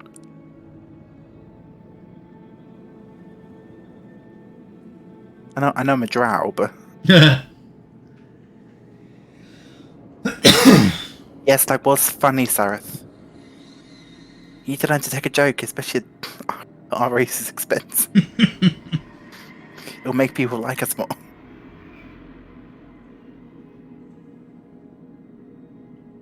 All right. The runic circle at the other end of the layer matches exactly what your guide would have described to you as the summoning circle of Emtimok's boon. The chamber is obviously in a bit of disrepair, but Schrodinger, as you approach, you can see that the broken down piles of stone next to you actually were at one point altars and monuments.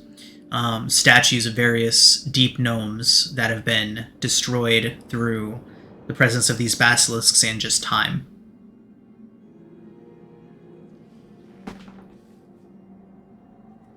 So, the small one we killed, that was a child. A female basilisk. Oh, that really small one was a female? Uh-huh. Oh, it was like a child, that's why it was so small. That's a regular sized basilisk. I thought that was a regular sized basilisk. Negative, that's a huge basilisk. Okay. That's fine. That answers my question. I thought we were maybe waiting for Mum or Dad to get home. No, that was them. I thought their older brother was protecting them. Sarah would take a couple of fangs as trophies. Nice. With Grab this me one, from Sarah. the big one, Sarah? Yeah. Make a survival check. Can I assist her? Sure. Make a survival check at advantage. I will guidance you.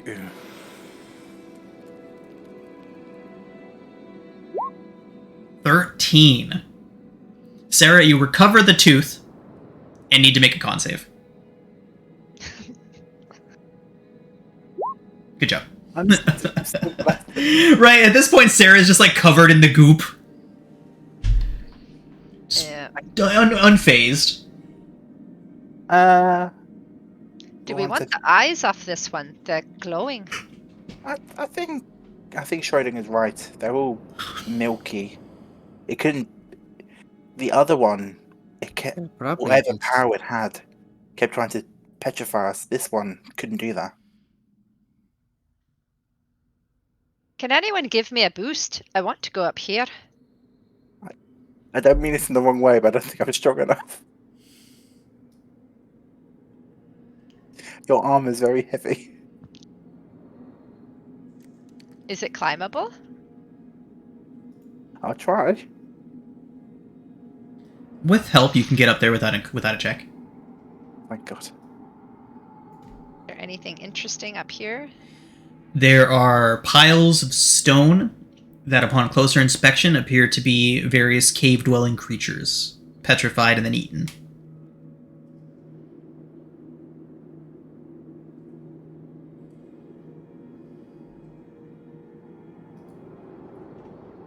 Well, have we fixed the boon? Is it all done? Is it working? Is this circle of the bone?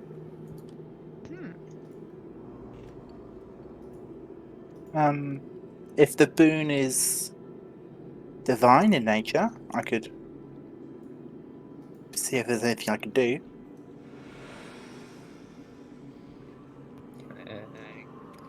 check magical properties.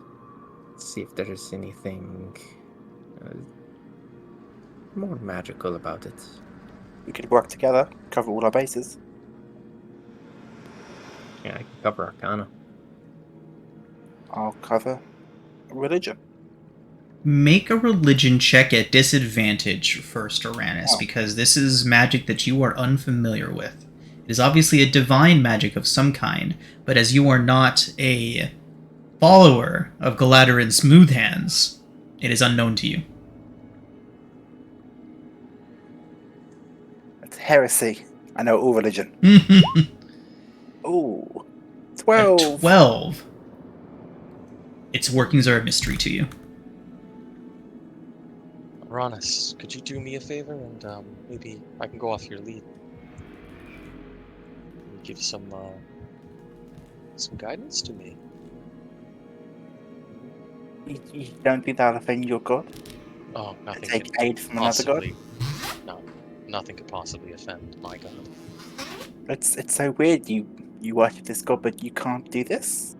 Your Oh, god I doesn't can. like disability. Oh, then you. I you was don't do- trying to share a bit of credit, but Okay. Go. Do you feel like you can understand the meaning behind how to fix this crash? it's possible. Perhaps you should take a look at it first. I'll give guidance to Schrodinger. Do I have to use religion or can I use Religion Arcana? first. A religion Yeah. check, you all have to succeed on a religion check before you can do anything here. You know what? I'll use sessional. Why not? You would have. Unfortunately, Sessional's not going to help out here. You would have been at disadvantage, so Sessional would only have canceled out the disadvantage Oh, and never mind. still left you with a 9. Never mind. I will take the 9. Everybody, the workings of this stone remain a mystery to you all. I'm sure that the stone speakers of Blingden Stone are more than capable of getting this thing back online, but without their help, you all will be unable to. Oh, wait, Nomi's with us, isn't she? Nomi stayed the fuck outside. It seems smart. Uranus, you could lend me a little bit of help here. I thought you said your god that you do it yourself. Giving you a chance. Join To in. A kumbaya moment as the denizens of this place. so you need my goddess's help. No, but if you'd like to succeed, it's up to you. I believe his way of saying yes. Yes, I think it is. Thank you, Schrodinger. It's up to you. I don't speak in his backwards way of not being able to ask for help. I don't think I'll that just a I'll give guidance to Grash. I will Unless allow you you- all one more opportunity to beat this DC 18 religion check at disadvantage. And I've already used my sessional.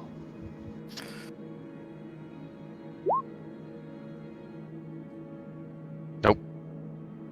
Oh, Yeah, even with I'm guidance, no. the power of your deity was just not strong enough. That is a true shame. Or maybe you're just not. You don't Sarah. know enough. Sarah, Alestri could not help. I think my spirit is stuck inside of a rock, by the way. go back. I'm gonna call that karma. I cannot move, thank you. Sure, All right.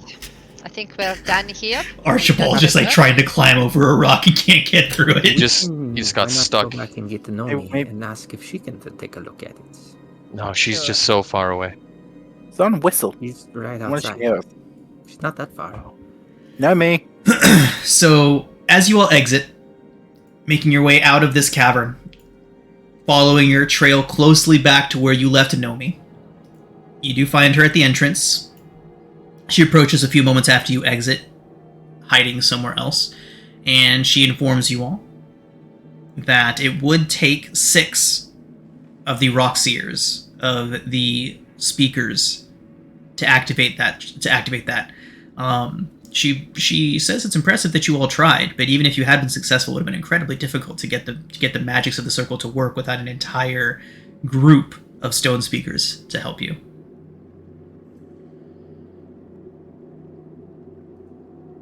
We did do our best. Do you think the stone speakers would be willing to make the journey out here?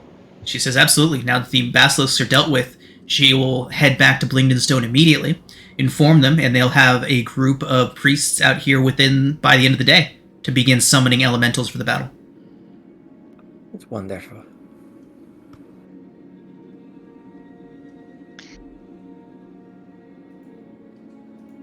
Perhaps before So- making the journey back, we should have a little rest. We took a day. Yes. Perhaps we should make camp. I suppose How long did it take us to get here? Like a full-on day, or do we have to stop A halfway? little less than a day.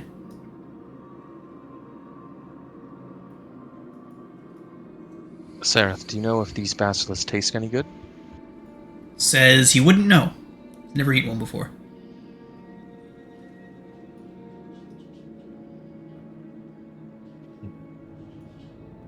Did you happen to get meat from one, Grash? No, just some eyes, but there should be plenty of meat in the cave.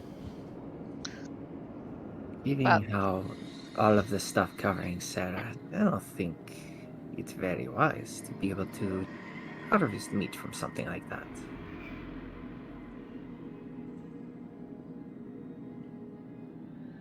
I was just trying to offer a different cuisine than the hardtack in our rations. I've got some tarts and a sausage. Where did you get a sausage? I thought we were waiting for those. Ah. Did you steal a sausage? I An didn't steal. improperly smoked sausage? They If Cillian were here, planned. he would smack you about. Cillian took 15 to go. Yeah. They were ready when we woke up in the morning. Oh, true. You just took them before we can get to them. I see how it is. I wondered why they ran out when we came down to breakfast. Well, are we going to settle here for the night? Set a little fire. We won't need a fire. Step aside, clear a space. And Schrodinger will begin casting Liamud's tiny hut. Liam's tiny hut. The official end of exploration and exploration campaigns. Not Yeah, really. things can still dig up underneath. No, they cannot. It's a dome, so there's no. It is a. I thought it was established that it was a closed dome, like it had a floor. Crawford, Yeah, right. I've looked this up before. Oh, okay. Very nice, Shro. You've built us a little home. Digging under Leoman's tiny hut. Digging under is not possible. The area of effect is a hemisphere, not a dome. Well, then Can I- they've worded it badly. Can I go inside? Yes, everyone is welcome to go inside.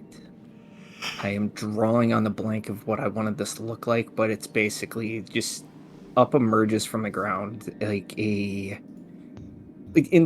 a mausoleum. That's the one I'm thinking of. Oh god. Okay.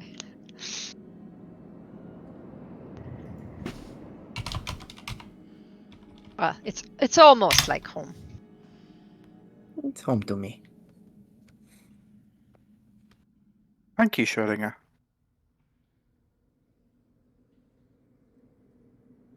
This will make our travels through the Underdark much more safe.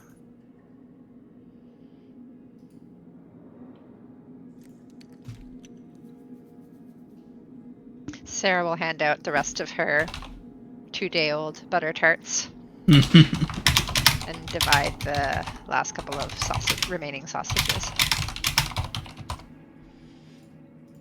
I'll hand out some bread that I grabbed before I left. you know, Schrodinger, since we have some time, perhaps we should exchange spells from our books. Is there something of mine that you... Is there something that you have interest in? Possibly. This hut is quite fascinating. Yes, it is. It's originally a spell scroll I got from the Torgar King. Ah. Perhaps you would like to know how to create one of these elementals? So far, I have no need for elementals. Very well.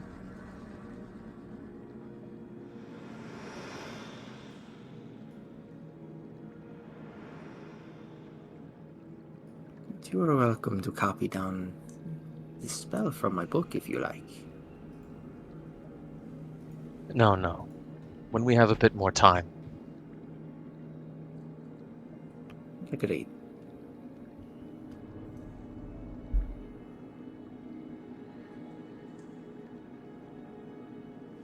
Is anybody else nervous?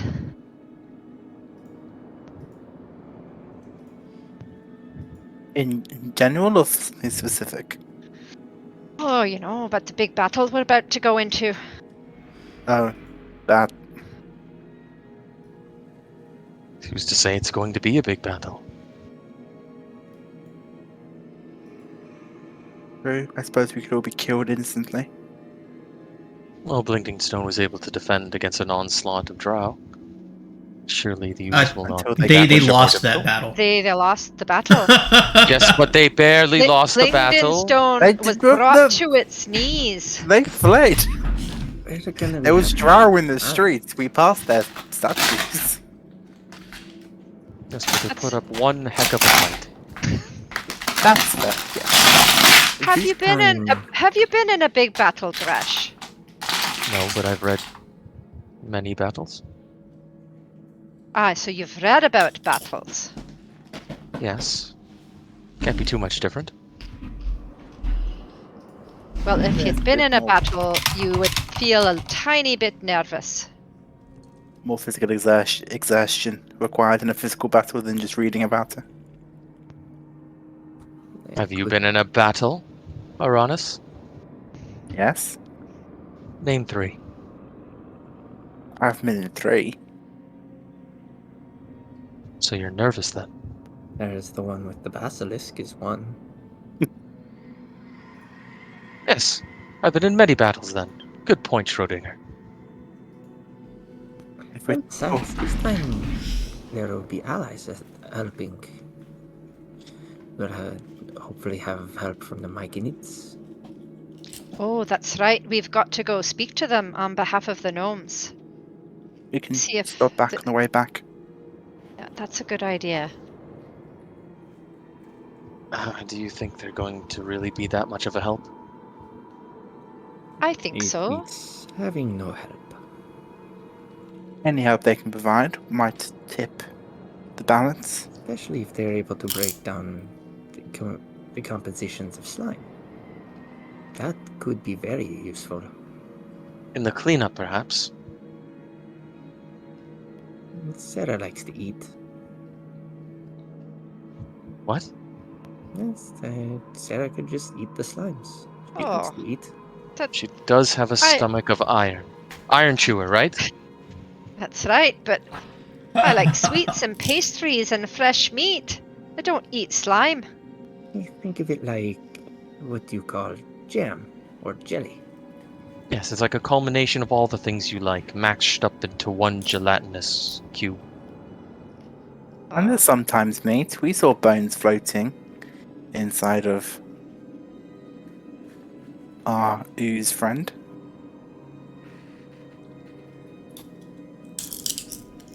Ah, so that's it then. Sarah, you will devour them all.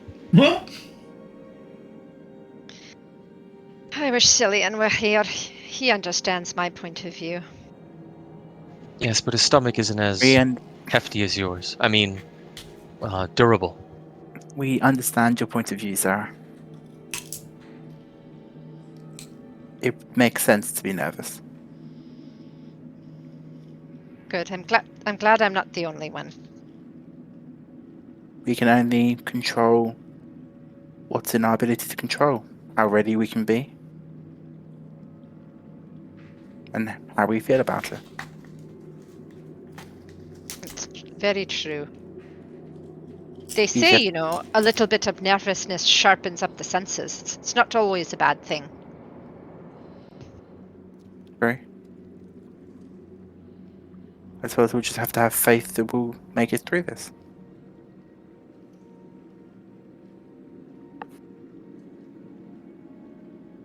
Luckily, faith is a specialty of mine. So I'll have faith for all of us.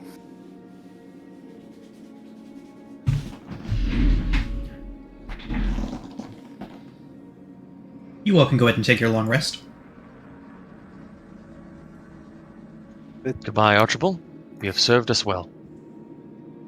It does occur to me, though. Not animate dead after a long day. It does occur that whatever is summoning these creatures, if we can find a way to stop it, or take it, maybe we can lead them away from Blinding Stone. Perhaps you would like an answer to that question?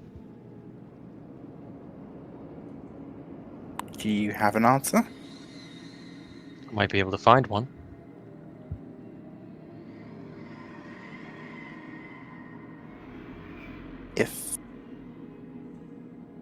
If you can. So before we finish our long rest, since I assume we're still talking, I will cast Augury. Augury. Ooh, what'd that do? Is there Plan a way? within the next 30 minutes. Oh, Results of a plan within the next 30 minutes. well. I plan to stop those Uzai in the next 30 minutes. Is it possible? I've also been very loose with how I run augury. The 30 minutes is more of a guideline to me. So you can ask whatever questions that you want. The farther out you go, though, the less clear your answer is likely to be. Would it be possible to stop the summoning of these Uz before the battle? Your question is, can you stop this before the battle takes place? We stop them from summoning more, creating more.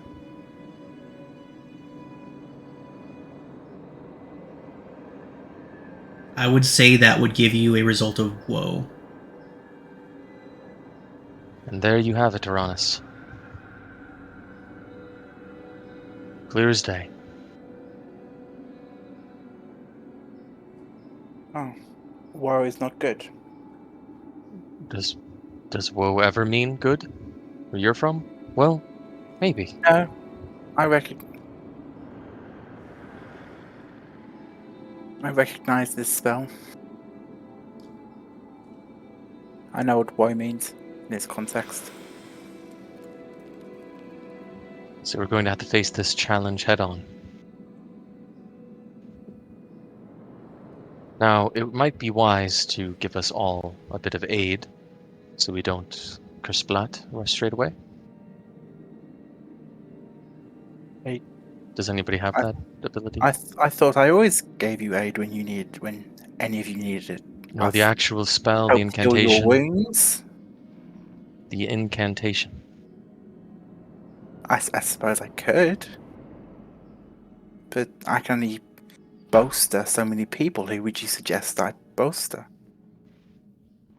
The ones who have the highest likelihood of death. So the ones close to the combat.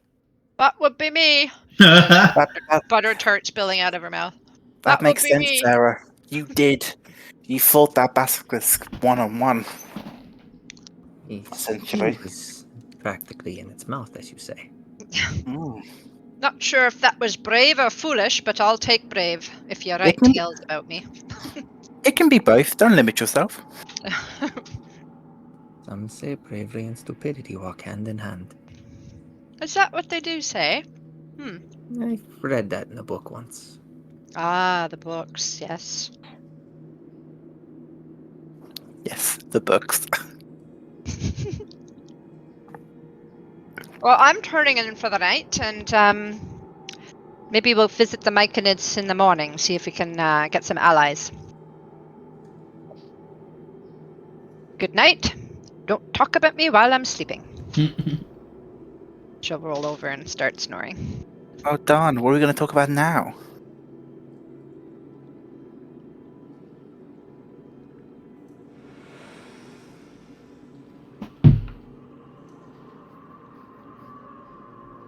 Alright, everyone.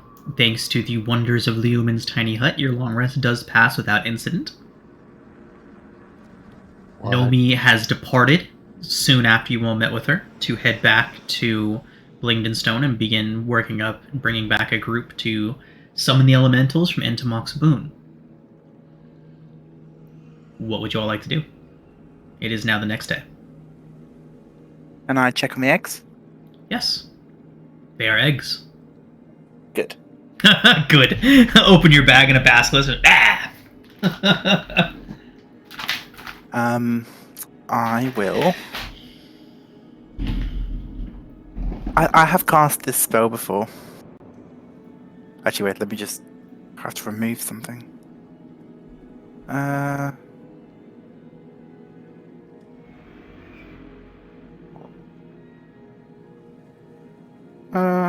could rid of lesser restoration. I don't use that.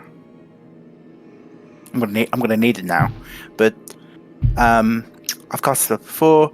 I will pull out the 3 strips of wet cloth I've used before. I will hand one to Sarah. I'm tempted to give one to Eldeth. I will give one to myself, and I'll give the other to... Who's your favorite? I'm just trying to think. He's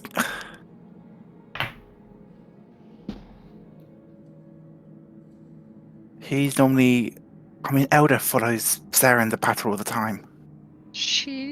But she uses her longbow unless she can't. Unless, I know I could give it to one of the wizards, but you guys tend to be pretty far away from... Yeah, you and Things tried to Sarah are kill the us. main frontliners for sure. And Cillian's not here. like, I move Eldeth up only if I need flanking, otherwise Okay, I try I give it to Sareth, because he does actually have pretty low hit point. He's... yeah. I'm sorry, Plax. Oh, the drow must stick together. Maybe. I see Don't you're read too drawn. much into it. Did he look at you and tempt you with his spider queen eyes? Yes, how did you know? Yeah? I've been a turncoat this entire time. I've just pretended those sending stones haven't been working. That actually makes sense. Ilvara's my BFF. 5 hit points, everyone. Well, Sarah and me. Not everyone.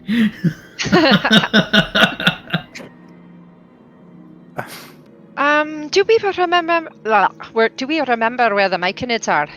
Yes. Yes, you Okay. led them directly to their place. They showed you where they were going to be setting up camp. Okay. Let's make haste and gather more forces to save Blingdenstone. If And- I... Sorry. No, go ahead. Sorry. On my sheet, where it says hit point maximum, Mm-hmm. if I edit that, will that permanently change my hit point maximum? Until you change it back. And, like, if I long rested, would that change back automatically? I do not believe so. Okay, then I won't touch it. Because I would forget I've done that. Cool. Okay, off to see the Myconids. Off to see the Myconids. Alright. Everybody. So, luckily, their new grotto is not far from where Entomoc's boon is. It's probably another full day's travel to the south. But let's go ahead and get a d20 roll to see how that goes. Very good. So, the journey is kind of like riding a bike. You all spent several days in the safety and comfort of Blingdenstone, but now that you're back out here in the Underdark, it's almost like taking a nice little stroll through the woods. You're so used to it at this point. But eventually you do make it to the Myconid's cavern. There are several Myconid adults out front. They immediately recognize you, give you a slight bow of their mushroom-topped heads, and then lead you into the grotto, where you see the familiar form of Basidia. She greets you all warmly, approaches, sending out her rapport spores, and says that she is very glad to see you all, and asks how things are going. Well, I guess you could say a little bit good and a little bit bad. We've been able to help Blingdenstone. The gnomes were in great danger. We've helped them out with a few things, but it seems that a great evil is lurking right outside their doorstep.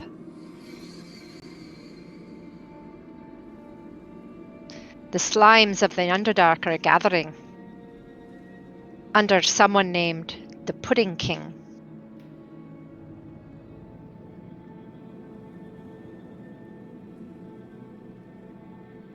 Basidia would acknowledge this and say that it's unfortunate that Blingdenstone is undergoing hardships once again.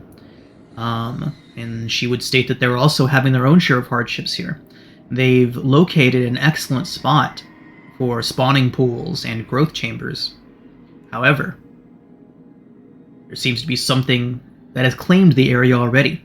Something that is proving to be difficult for the physiology of their minds to overcome. Anyone who ventures into the pool and stays for longer than a few seconds goes mad.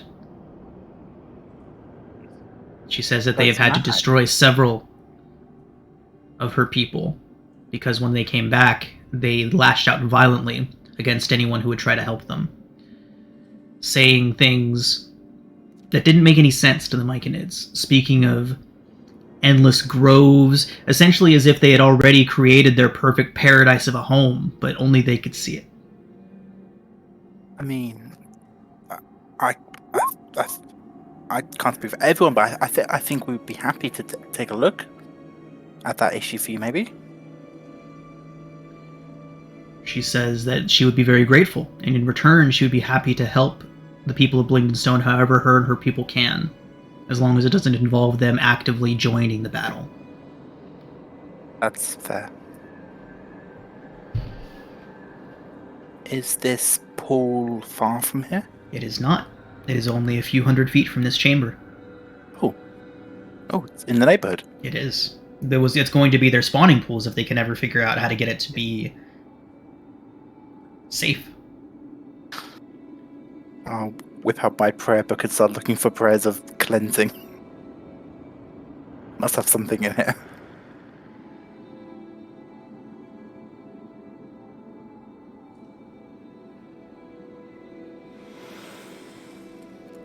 So are you all heading there now, or is there anything else you would like to do first?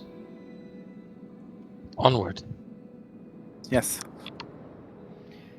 Basidia and a couple of the Myconids lead you through the caverns around a couple corners and to the entrance of a rather large cavern that appears to be brightly lit by bioluminescent fungi clinging to the ceilings and walls within. So bright, in fact, that it's difficult to see more than a few feet into it. Your eyes struggling to adjust after so long in the dark.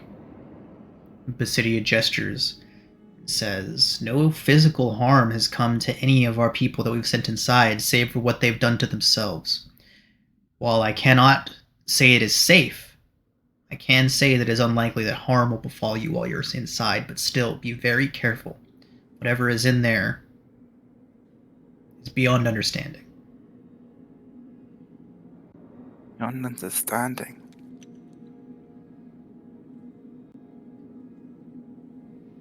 God, that phrase sends a chill up your spine, doesn't it?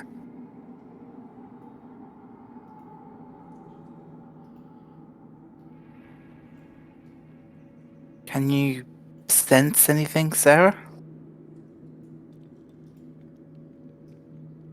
You're kind of like a divining rod for evil.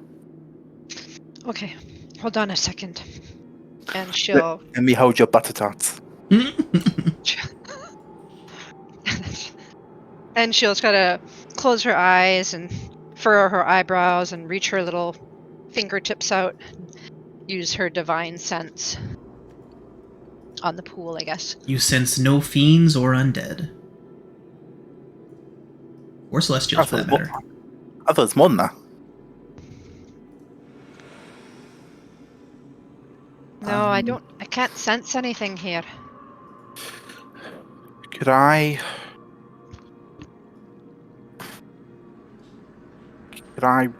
reach my mind out, see if I can feel any malevolent presence with a more divine sense? How? Sorry, did you say ha? How? Oh, I don't know. Are you using an ability or anything to do this? No, clericness. Then yeah. So Sarah's reaching out would be the best Yeah. that you'll get out of that. I'm guessing it's just the general evil that we've been sensing. I mean, when we were in Sloop de Loop, the water was poisoned there. It was evil. I have the ability to purify food and drink. Admittedly, it only works for a 5-foot radius.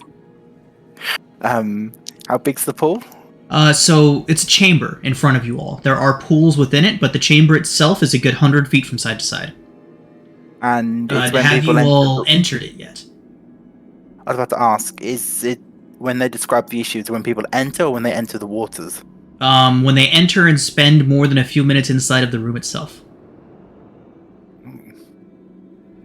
Maybe we could. Do you have any more of your zombies, Schrodinger? He did throw a beerette back up a second ago. Oh, sorry. He does not. The last one, unfortunately, turned to He stone. just got back. What happened? Just asking if you had any more of your zombies we could send into the room. No, unless there's some undead nearby. There are Could no we corpses send nearby. Bear? Gresh has a zombie friend right now, if he's still active. No. Unfortunately, I can only call upon him for an hour. What about Bear? What about Bear? Well, I mean, we've used him to scout ahead before. And you want him to fly into the water? So I think there's been a miscommunication as to what you guys are looking at. There is you are at a tunnel. At the end of this tunnel is a door-sized opening that opens up into a very brightly lit chamber. You can't see more than a few feet into this chamber, but from what Basidia tells you, it is a good 100 feet from side to side, very large, and there are pools and other little offshoot caverns inside of it.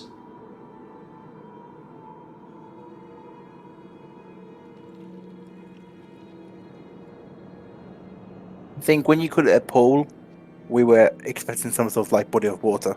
Right, there are like small puddles and things like that in there, would be a better way of putting it.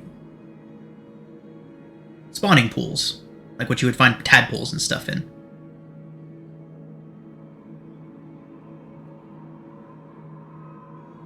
Yeah, I was just suggesting you send Bear in as a scout.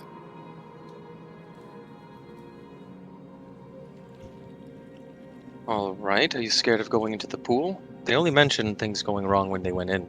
Like, inside of it. The room, yeah. Would you feel better if Zath accompanied Bear?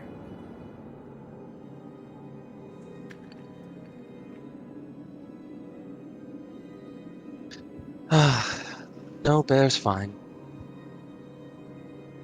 I'll send Bear in too. And I'll warg through his eyeballs. Okay. Bear goes in. Sees bright bioluminescent fungi lighting the entire area, so bright it's almost difficult to see. But as Bear is flying around in there, could you please make a wisdom saving throw for Bear?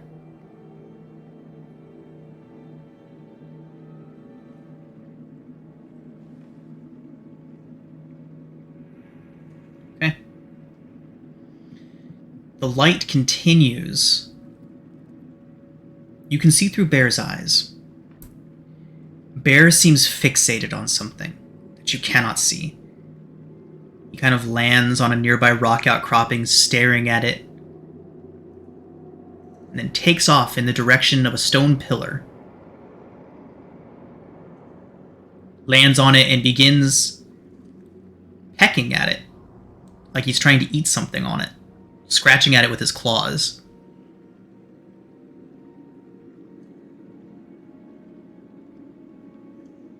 Enough of that, bear. Return. He does not. This is what you've done, Uranus.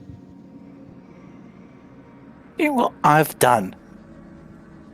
Bear seems to be transfixed by one of the stones in there.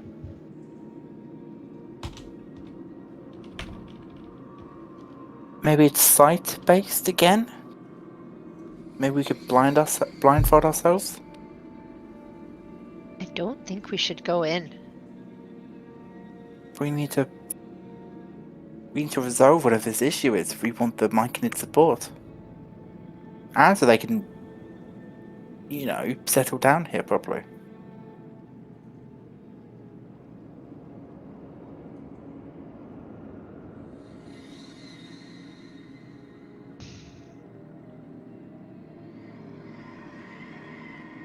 All right. Do you want me to go in?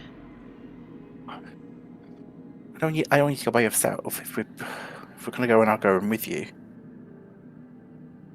All right, let's go. We're not going to do much good from out here. But maybe we should blindfold ourselves.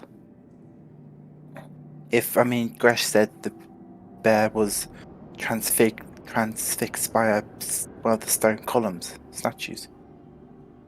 Columns? Do you mean, was he petrified? A stalagmite. And no, he was not. Stalagmite. As far as Gresh can tell, Bear is still trying to eat the stone. Does Bear tell you why he's trying to eat stone and not something more food related? No, he's a bird. With a higher intelligence because he's your... Never mind. I don't know that. Sorry. The way you communicate with him, the way you can make him do things, I assumed he had more intellect than a common bird. I can ask him to do things, yes. I don't make him do anything. I would like to make him come back and stop picking at a stone, but here we are. Okay, let's go, sir. I'll blindfold myself. We seem to be encountering lots of sight-based stuff, so why not? Is everybody going in, or just Sarah and Uranus? I'll use my action to unsummon Bear. Okay. Then I'll wait 6 seconds and summon him back next to me. Does he look all funky? No. After you resummon him next to you, doesn't summoning familiar take more time than that? As an action, you can temporarily dismiss your familiar. It disappears into a pocket dimension. Nice, okay. Alternatively, you can use an action while temporarily dismissed. You can cause it to reappear any occupied space. Okay. It appears next to you, confused, shakes its head, looks around, looks back at the glowing wall, and kind of scoots away from it.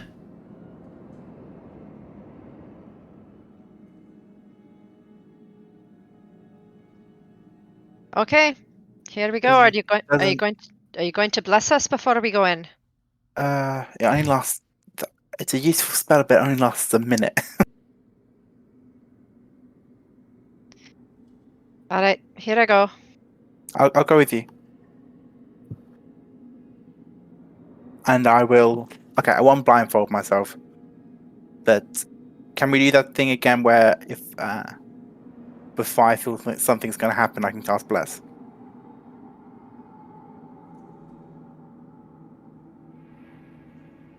Sure. You know what? Not this time. Go ahead and tell me when you want to cast it, and you should just Okay. be able to. Okay. Okay, so Sarah will step into the room. And I will come with you. Myself and Bear will advise from a distance. So, Sarah and Uranus, you step through the threshold. The light is overwhelming for a brief moment. The bioluminescent fungi in here is so abundant and so bright that it makes visibility very difficult. You take a few steps in, and then the light begins to soften, your eyes adjusting to it, and You see a room, just a 100-foot chamber filled to the brim with bioluminescent fungi, pools of stagnant water along the ground, mosses collecting everywhere. An ideal breeding ground for the myconids. Looking around, you don't see anything out of the ordinary, anything stranger than that. But there is another tunnel at the opposite end of this room. There is another type of light coming from that tunnel. You get the familiar aromas drifting towards you from that direction. Rannis, you smell the fields where you grew up. After a nice soft rain as the moon shines down on the grass, this is what it reminds you of. Sarah, you are reminded of the halls of your home, that ancient stone, so much more vibrant and alive than the stone that exists down here in the dark.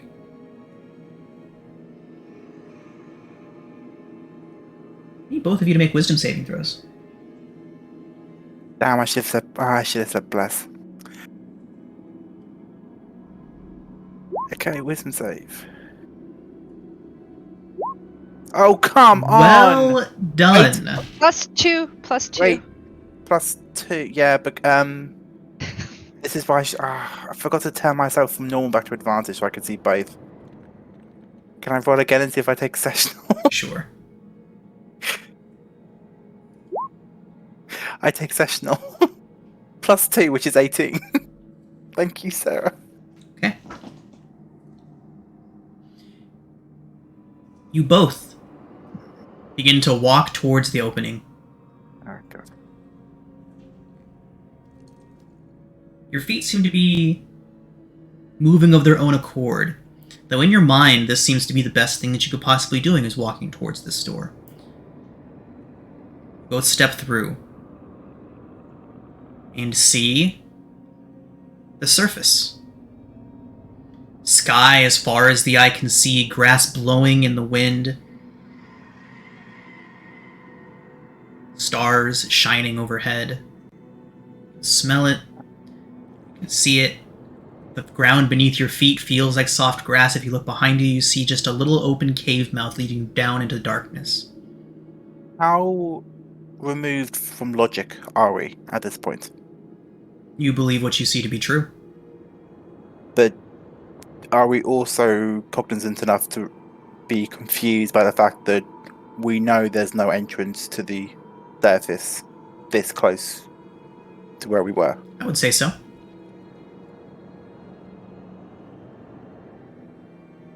This can't be. We would. The deep gnomes would know if there's an entrance closer to the surface to them. To the fact that it takes them like a day. No, it takes them like a week, doesn't it? To get out, and we've just done it in seconds. Oh, but smell the air, Aranis. Oh, it's been so long. What do you smell? I smell the sweet sweetness of grass. I can smell the dew off the mountainside. And I swear if I take a deep enough sniff, I can smell a lamb stew cooking. So can I. But it doesn't make sense. Well, if we found the way out, let's go get the others. Yes. Gresh! Yes. Gresh! Schrodinger, we found a way out! You did? Gresh and Schrodinger, you would hear them calling out, saying this. Schrodinger, I don't think there's the way out over there. It looks to be the way out. I can't deny what I see. And what I hear and what I smell. Just a point of order, the four of you are separated right now. Gresh and Schrodinger are back at the entrance to the main cavern. Aranis and Sarah have walked across the main cavern and through what they believe to be a door on the other side. Are we able to walk back? You can certainly try. Yeah, let us go show our friends at the entrance. And we can't hear them yelling? You could hear Or- them yelling. They just wouldn't be able to hear. You wouldn't be able to hear just standard conversation, but yelling you would be able to hear. So Sarah would make her way back, I guess, excitedly. I'd Grash, follow. no! Confused. Come, we found the way! You all would hear the sound getting louder. Let's go ahead and get wisdom saving throws from Sarah and Uranus again.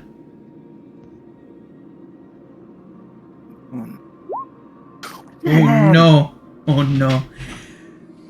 Sarah and Uranus, you are both paralyzed. Oh god. I forget what that does. It just means we're frozen physically. Yes. Here, I'll show you.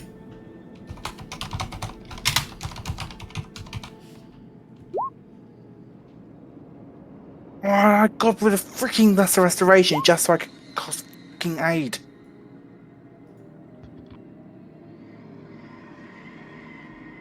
Too bad. Can't move or The- speak. Shouting from Sarah abruptly stops. Oh wait, I got 15. Does that make any difference? It does not. I don't hear them anymore, Grash. You think that they're just stayed up on the surface? I doubt it. Now the Alright. problem is, how do Doesn't we get them out of there? Yes, you're right. It doesn't seem like them to want to give up on wanting to help out down here. You have no more zombies? Are there any corpses nearby, or just full-on skeletons? There are no corpses nearby. Darn.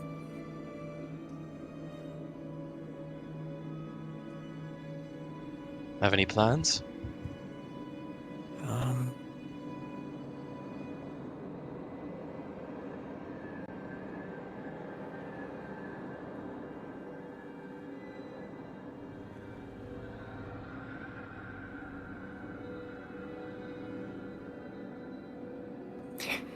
And Sarah and Uranus just walked across. Like, there was this, like, the little pole into a doorway, right? Correct. Did they go blindfolded? I can't remember if they did or not. They did not. Alright. We're gonna need a I'm bit of trying guidance to be here, but fast about it. If I we're could- able to just go in, I would think 2 misty steps.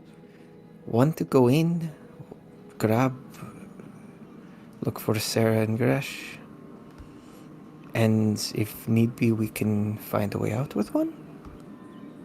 yes, but it isn't Thunderstep. We don't have a way of taking them with us. Oh, true.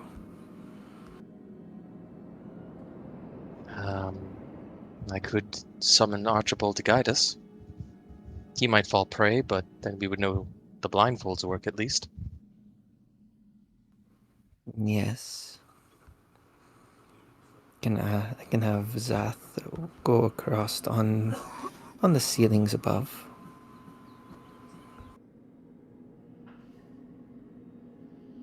Alright. And I will summon Archibald back. Okay. And I'll get a bit of cloth and put a blindfold on, put my hand on his back, and say, "Lead the way to this door." I will put Right. Zath on a wall and allow him to climb up onto the ceiling.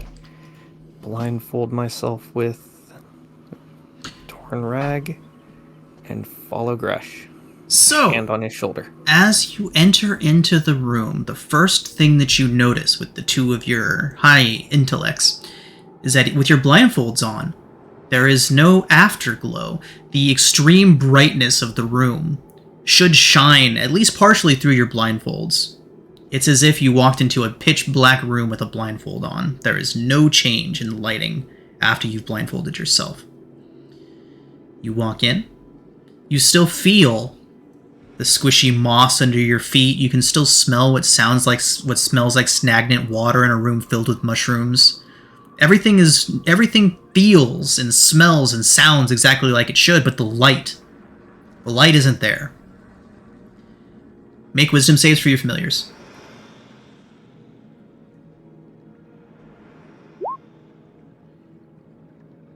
Perfect. Zath goes scurrying off somewhere. And Bear goes flying right back to his pillar where he begins to try and eat the pillar. I need wisdom saves from Shro and Gresh at advantage.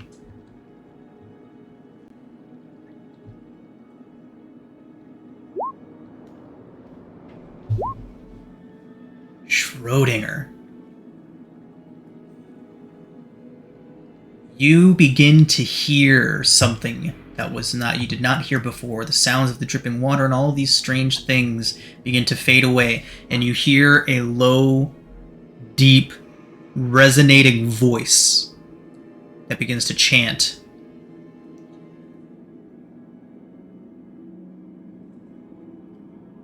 In what language? Yeah, I'm checking that right now. It's a good question. You all know some interesting languages, so let me see.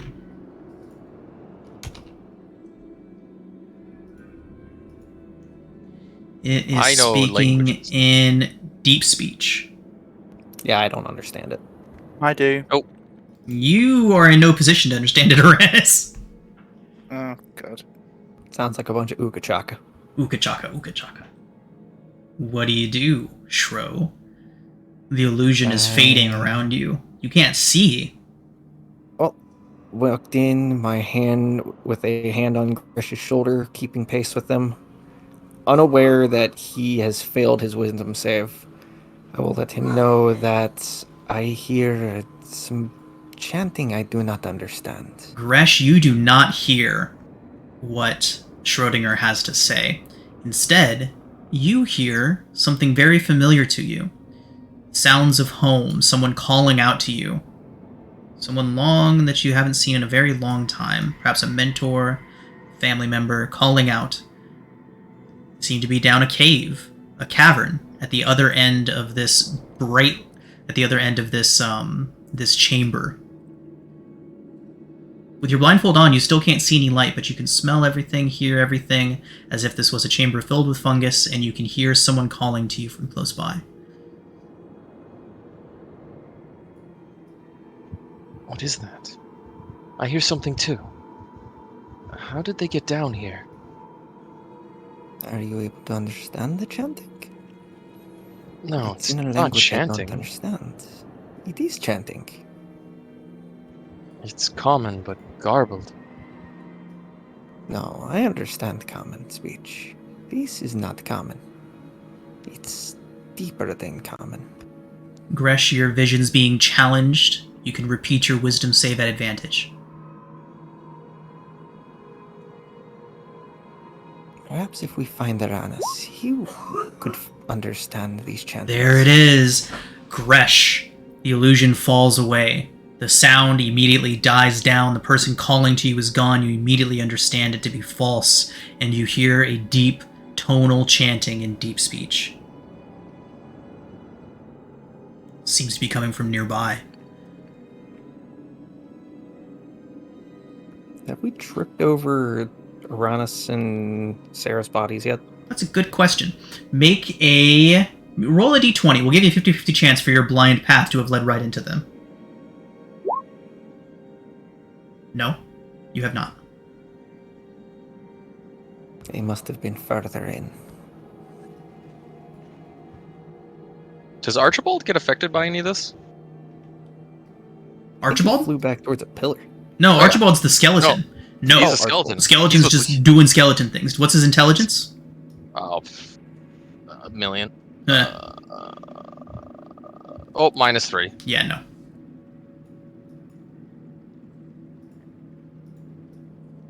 So he's not affected by anything, or is he just too dumb to understand? Too dumb to understand what's happening. All right, good. Archibald, do you see our companions? Lead us to them. Ugh.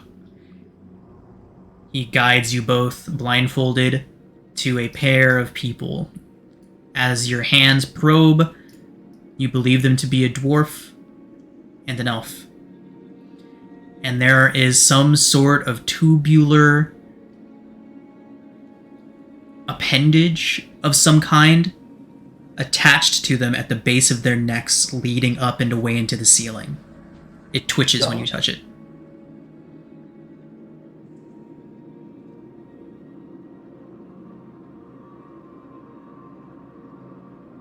There's something around their necks. It's twitching. You think we should cut it? Absolutely, and we should hurry. Schrodinger will pop out one claw from his murder mitten and begin to start cutting at the little tubey rope thingy. Something above you shrieks in agony. The chamber reverberates. Sarah and Uranus, repeat your saving throws. Something screeches, the chamber reverberates, the chanting in deep speech intensifies, and you all hear the sound of many tentacled arms lashing about. Uranus, you come to, look up, and see this staring down at you. Appendages lashing about, trying to reconnect to you. Can I react? Or can I... You can react when we pick up here next session. Oh,